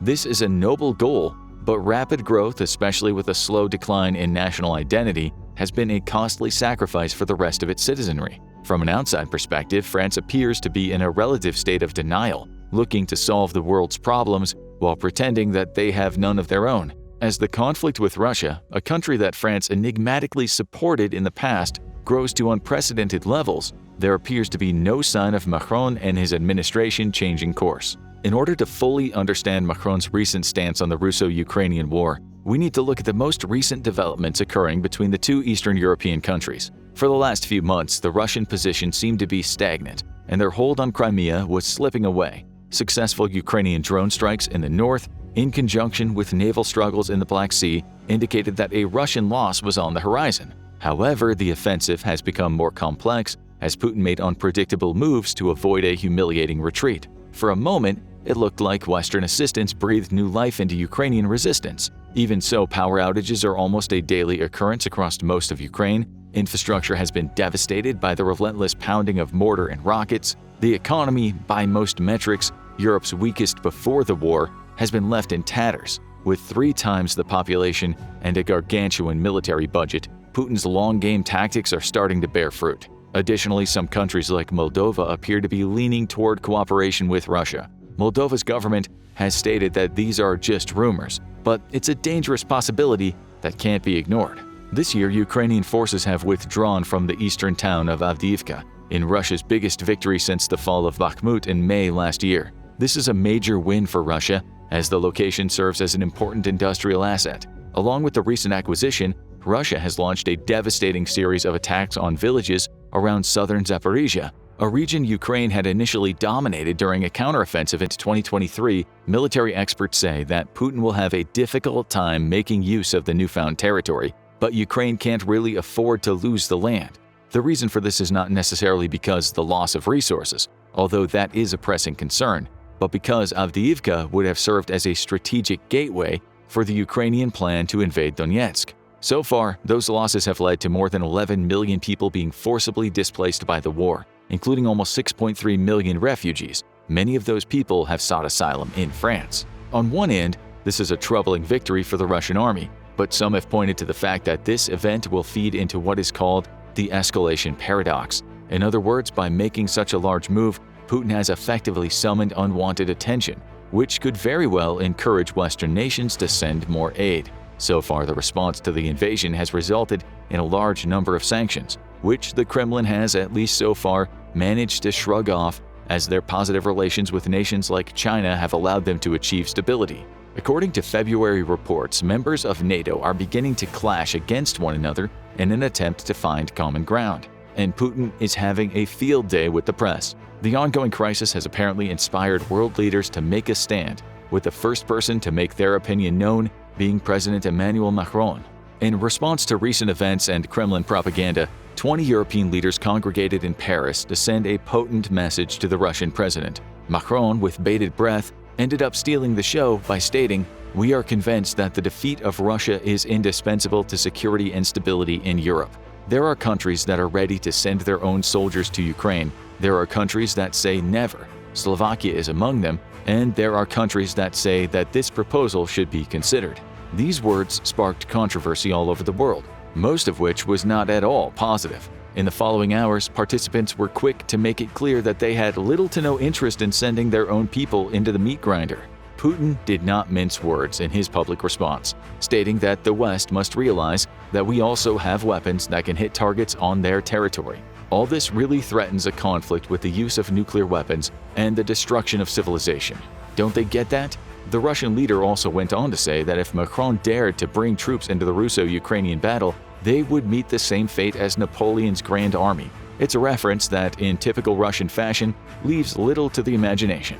Macron's alleged call to arms is the product of a more modern model of the French message, a motto that pledges support for those unable to defend themselves. That said, the address has sparked a series of follow-up announcements from allies and other members of NATO. Starting with the US, the Western superpower has made its position classically vague. President Biden has expressed little interest in sending troops to the conflict, but has said they will continue to provide military aid to Ukraine so the troops have the weapons and ammunition they need to defend themselves. It's reminiscent of Roosevelt's Lend-Lease policy during the advent of the Second World War. How this will manifest remains unclear, but renewed interest in the war effort indicates that Ukraine will most likely receive a much-needed infusion in the coming months. A NATO official who spoke on condition of anonymity emphasized that there are no plans for NATO combat troops on the ground in Ukraine, despite the unprecedented military support from the alliance. The Italian government also weighed in on Macron's statement. The country's foreign minister went on record saying, "When we talk about sending troops, we must be very cautious because we must not make people think we are at war with Russia." Germany added to this, reinforcing its belief that no European country or NATO member state would send troops to Ukraine. One of the more interesting responses came from the UK, where a spokesperson for Prime Minister Rishi Sunak gave a rather cryptic message. They said that they had no intention of large-scale troop deployment, which suggests that they aren't completely dismissing the French sentiments. It should be noted that there were a number of leaders who openly supported Macron. One of them happened to be the foreign minister of Lithuania, who told the media outlets that the French president had their full support. Regardless of the current position most senior NATO members hold, Putin's aggressive nuclear threats have put the country in jeopardy of becoming a public enemy number one. His hopes that the West would become more distracted by conflict in other territories like Israel and Iran have since been stifled by his inability to remain composed. For those not connected to the European continent, it's easy to forget that this conflict is a mounting priority for those closest to the invasion. Macron is simply acting on what many in the region have been witnessing firsthand. Every month, thousands are fleeing the carnage and seeking asylum in these Western states, which are ill-equipped to handle the economic burden of a large-scale disaster. The magnitude of this is essentially doubled when you take into account that many of these countries relied on Eastern oil refineries to power their businesses and homes. It's quite possible that hostilities with Russia will balloon out of control if Putin continues on his quest to build a new Russian empire. The only remaining question, if Macron were to hypothetically follow through on his passive threat, has to do with the French military. More specifically, is it really capable of punching back against a battle-hardened foe like Russia? According to the US, the answer is a bit complicated. Analysts state France's problem isn't breadth of capabilities but depth, not just limited numbers of weapons and munitions, but also crucial support services, such as electronic warfare, air defense, and airlift capacity. Put simply, it's not that France couldn't launch a proper offensive, rather they would require the full force of NATO if they wished to achieve a quick victory. Taking everything into consideration, Macron's assessment of the situation is quite logical. This is very on-brand considering how France has changed over the last 70 years. It's a country that has all but sworn to hold up the status quo by any means necessary, and they have the firepower to make it happen. Only time will tell if his statement is a prophecy for what's to come, or just another proposition destined to fall on deaf ears. For the last 50-plus years, countries' primary shows of power relied on the strength of one's material output, weapons that far exceeded the strengths or capabilities of flesh and bone exclusively. Soon after splitting the atom in 1932, it was believed by some, at least in theory, that the use of men in uniform was merely a placeholder for things to come. In recent years, however, whether it be fear of a nuclear end or our inability to create sufficient robotic replacements, conflicts like the Russo-Ukraine War have proven the old ways, albeit far from ideal, are still an essential part of national defense. To clarify, the need for actual boots on the ground isn't just a basic need, but one growing in significance, more than at any other time in recorded history. A shocking turn of events, considering what everyone was told just a few years ago. Forced drafts and invasive recruitment strategies were becoming a retired practice in many countries. This was based on the belief that such a requirement was now an archaic practice to be buried and forgotten. And yet, sources now reveal, after most EU countries abandoned conscription between 2000 and 2010, a growing number are considering a change in course. These sentiments have become very real in just a handful of months, and now the world is finally taking notice. But this has not come about without some historical precedent. The lasting post-war peace that is seen in Western Europe today, when held up to how the continent behaved prior to the Cold War, is nothing short of miraculous. Outside of short periods of tranquility, such as the decades following the Napoleonic Wars, Europe was arguably the most violent place to live on the planet. With rising aggregate influence in the form of leagues and states, the early 17th century saw a massive uptick in recruitment. Analysts are quick to point out that the discrepancy between the high aspirations of sovereigns and the brutal practice of largely mercenary soldiers gave the 30 Years' War a nightmarish character. It's important to point out that much of this turmoil had motivations stemming from religious disagreements. The three Christian organizations, the Calvinists, the Lutherans, and the Roman Catholics, used the message of creating a unified faith to galvanize foreign support. What had started as an isolated disagreement between the Roman Catholics and the Bohemians quickly morphed into a messy assortment of alliances that forced the hand of almost all of Europe, a trend that continues in modern warfare. What makes this global conflict different from all those that preceded it, though, to the point where referencing its conclusion has become a meme among history buffs,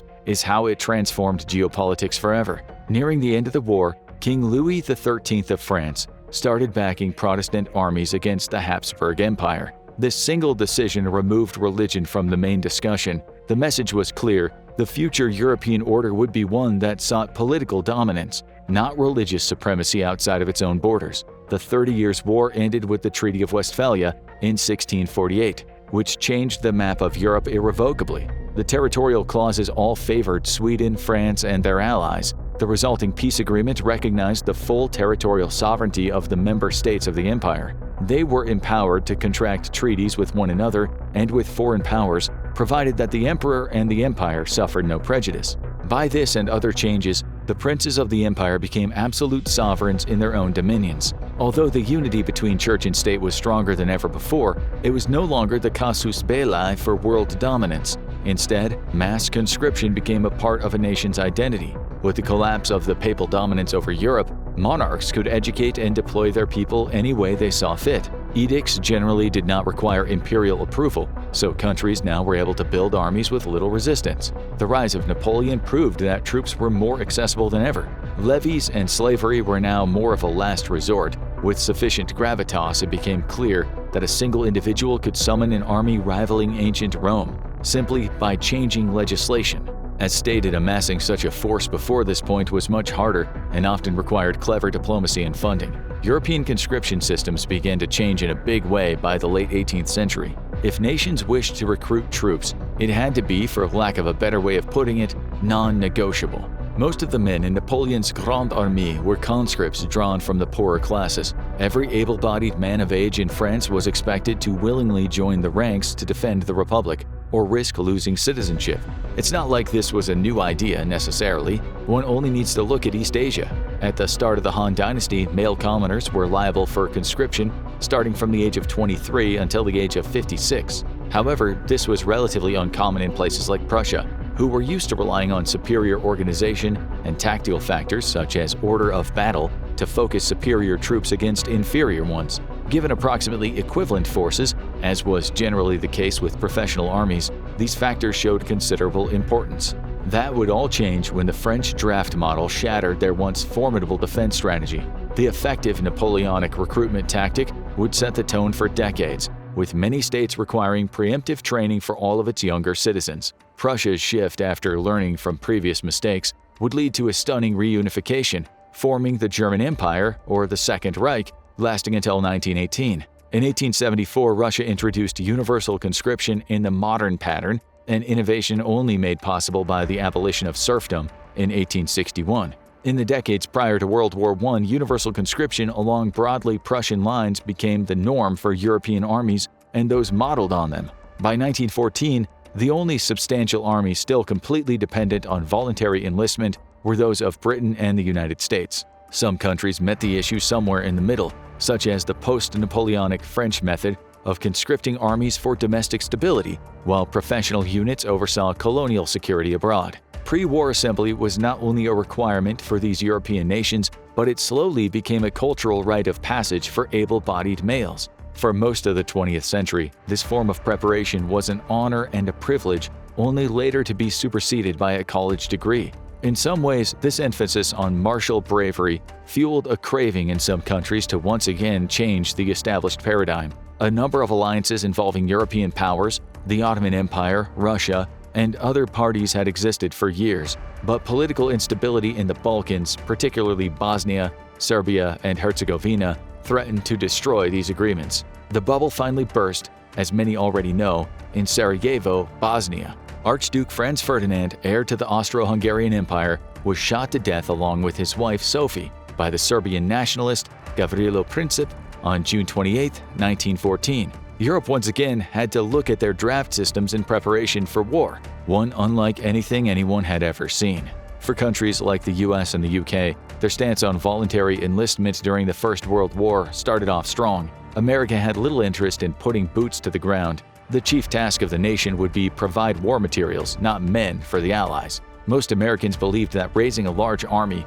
would divert the United States from its essential obligation and would thus do more harm than good. As the war heated up in 1915, President Woodrow Wilson recommended an increase of the regular army from 142,000 to 400,000 men, but Congress was extremely hesitant, believing this would be an unnecessary tax burden.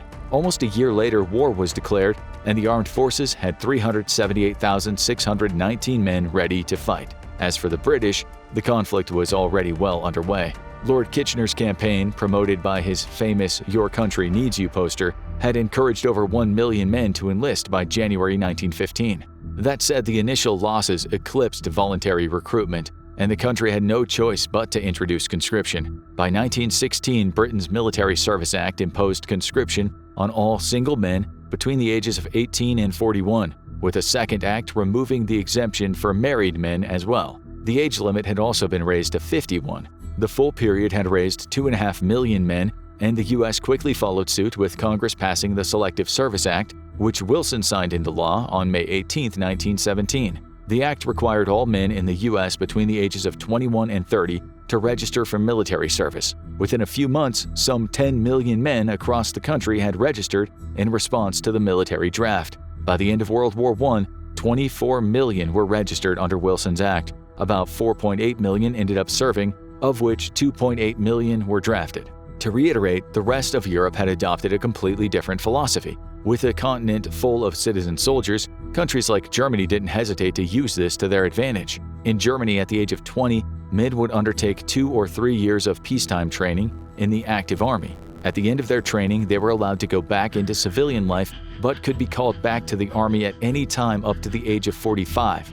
This made conscription an immediate option, and Germany only needed 12 days to raise their army from 800,000 to 3.5 million men, meaning that in Germany under 60% of military-aged men served. This initial speed proved to be devastating for the Allies, but Britain's naval blockade in the English Channel and the North Sea, with the assistance of Italy and France in the Atlantic, eventually choked the Germans into submission. Harsh weather conditions prevented the country from self-sustaining, and World War I officially came to an end in June 1919. In a startling turn of events, the developing West's draft policies would once again be challenged on September 1, 1939, when the Allies once again found themselves waging a war against a revivified Germany.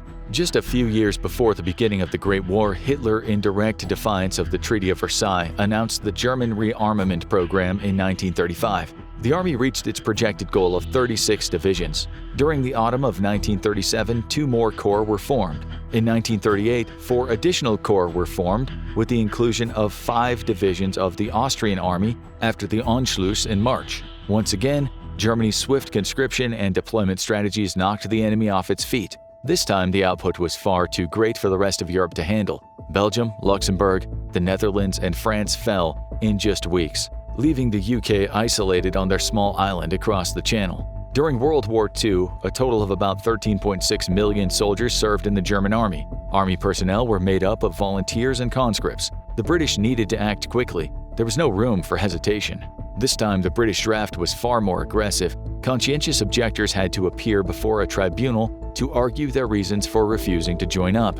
If their cases were not dismissed, they were granted one of several categories of exemption and were given non-combatant jobs. The U.S. also changed its policies dramatically, starting the first peacetime draft in national history. They implemented a lottery system, and able-bodied men were required to serve at least 1 year in the armed forces. It would only intensify in the coming years, as once the U.S. entered World War II, draft terms extended through the duration of the fighting. By the end of the war in 1945, 50 million men between the ages of 18 and 45 had registered for the draft, and 10 million had been inducted into the military. Given the fact that the United States possessed a larger population, their conscription policy was a little more balanced.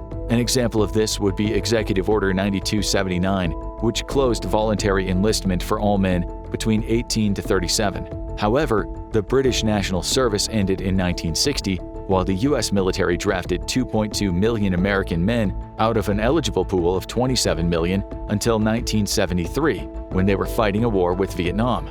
The US and the Soviet Union continued to focus on conscription during the Cold War, but the rest of Europe was busy licking their wounds. As each decade passed, the continued continental peace prompted many nations to question World War-level conscription. For a while, it started to look like an unnecessary burden on the taxpayer. By the early 2000s, politicians began promoting a message of neutrality. In recent years, most participants who chose slowly to dismantle their military programs are now starting to rethink these policy changes. As violence escalates between Russia and Ukraine, nations are once again calling to raise the banners in preparation for a new growing threat from the East. The UK military leadership, specifically figures like General Patrick Sanders, the Army's Chief of the General Staff, argued that the UK should form a citizen army in the event of open conflict between NATO and Russia. This pre-recruitment address has reintroduced a topic that few have broached in over 50 years. A handful of other military leaders, such as retired Colonel Tim Collins, have since vocally supported the proposition. Initially, the push to recruit more men seems presumptuous, and yet, when one thinks about how the UK's voluntary draft system has handicapped them in the past, it's hard to deny that more troops would be helpful if confronted with another large war. The UK has responded to the recent unrest, stating it has no plans to introduce conscription. So at least for now, that option has been taken off the table. Countries like Lithuania, located in the Baltic region of Europe, have continued their efforts for recruitment with a conscription list of 27,000 men. Being much closer to the ongoing battle, it makes sense that the small nation would continue to raise their numbers. but they've announced that they currently have no interest in making this model universal. In 2004, Italy's force became a professional all-volunteer system, but this can possibly change. According to various sources, rumors of a possible reinstatement of compulsory military service have been around for a long time. Matteo Salvini has spoken about compulsory military service on several occasions, saying, "I believe that a year of teaching the rules, good manners, and duties would make good citizens." And as its interior minister, he says he was studying the costs, ways, and times to evaluate if, how, and when to reintroduce military service for a few months for our boys and girls so that they can at least learn some education that mom and dad are not able to teach them.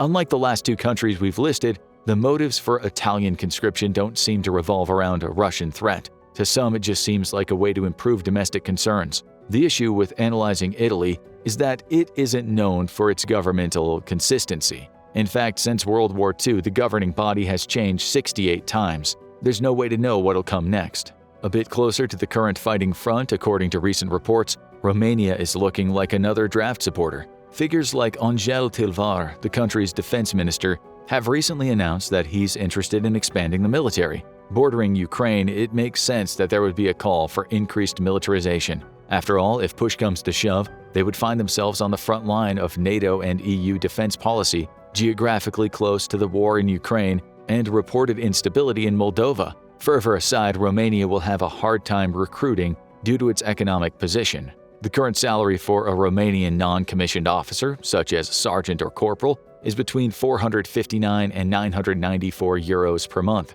Because of this, conscription is looking like a pretty attractive option. When the July 2022 Black Sea grain initiative between Russia, Ukraine, Turkey, and the United Nations collapsed last year, Ukraine sought to reroute much of its grain shipments through the Danube River. When the Russians discovered this, they launched a series of drone strikes near the delta. Some of these explosions reportedly occurred on Romanian soil. If things escalate, this course of action seems inevitable, not to mention, relations with other neighbors are equally unstable. As violence and unrest break out in the Balkans, Serbia appears to be making moves of its own. Serbian nationalists continue to apply pressure on their government, hoping that the outcry will result in serious action. But there are those who aren't in favor of these ideas. Opposition politicians and other critics of the draft have questioned the logic of a military buildup when Serbia is almost completely surrounded by NATO member countries that have superior firepower in case of a conflict. On the face of it, that seems like a pretty logical argument, but Serbia's close ties with Russia,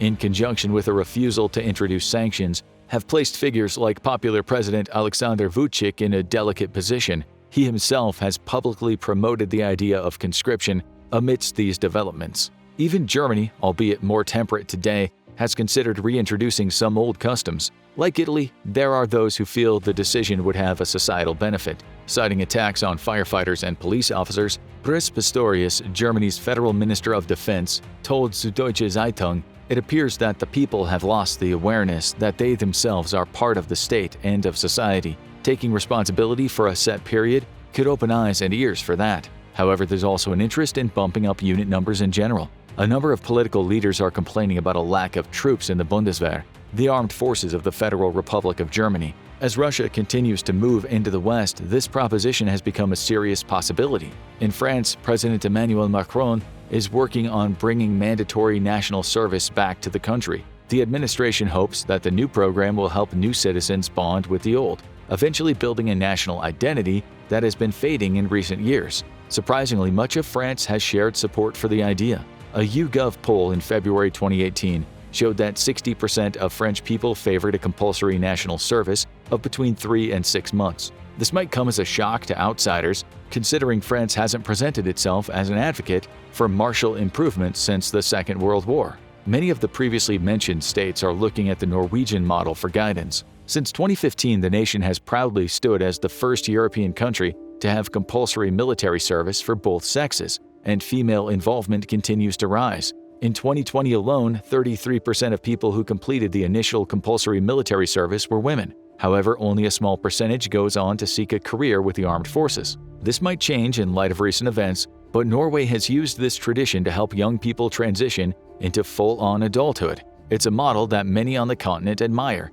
as it may solve the decline in voluntary service in their own respective systems. The most recent and perhaps most surprising supporter of conscription is Sweden. This is an odd change of pace, considering that the nation-state has had a relatively hard stance on neutrality since King Gustav XIV's proclamation in 1834. Nevertheless, Sweden's NATO application spurred a renewed interest in modern militarization. With growing issues such as the Russian threat, Sweden's political landscape is changing dramatically. Conscription is up 30% this year, and the armed forces budget is up by 28%, giving them another $2.5 billion to use to bolster their defenses. Officials are quick to point out the country's new draft system is highly selective. Out of the nearly 100,000 Swedes who turned 18 this year, recruiters only picked 4,000 men and women to serve. As is the case with France, there's little resistance to the prospect among young adults, who seem to be in favor of having a sense of direction. In theory, there seems to be a lot of positives that come with giving a uniform to those without direction.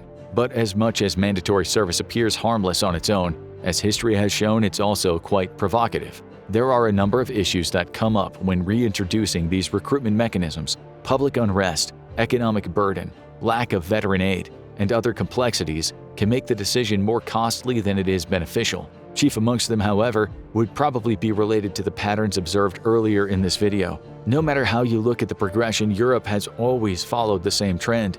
Even during the time of levies and slavery, pushing one's populace into service more often than not starts a chain reaction. Take Romania and Serbia, for example. Reports state that the Romanian president's decision to push conscription followed a recent announcement by Serbia's military to do the same, where the defense minister in Belgrade has been pushing for a return of mandatory military service. If these policies are approved, which they most likely will be, the two countries will continue to double down. This move, joined with a scarcity of resources, can make the prospect of war all the more tantalizing, considering what the spoils can do for your people. Not only this, but Serbia's continual support for Russia puts them in a position many countries have held in the past, one that just might call on them to fulfill a fatal bargain. Building a formidable army not only threatens those next to you, but it also makes you a prime candidate for future involvement. National defense is something every country requires, but it puts you in the line of fire if done incorrectly.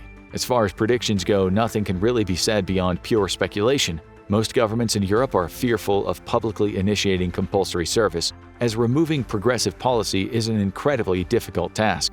We see that countries like the UK are adamantly opposed to the idea of conscription. However, given all the available data, it doesn't look like the continent will have much of a choice if these states wish to hold on to their national identity, and that's the common theme found in every segment of the European timeline. Now check out US Congressman warns of new Russian doomsday weapon, or watch this video instead.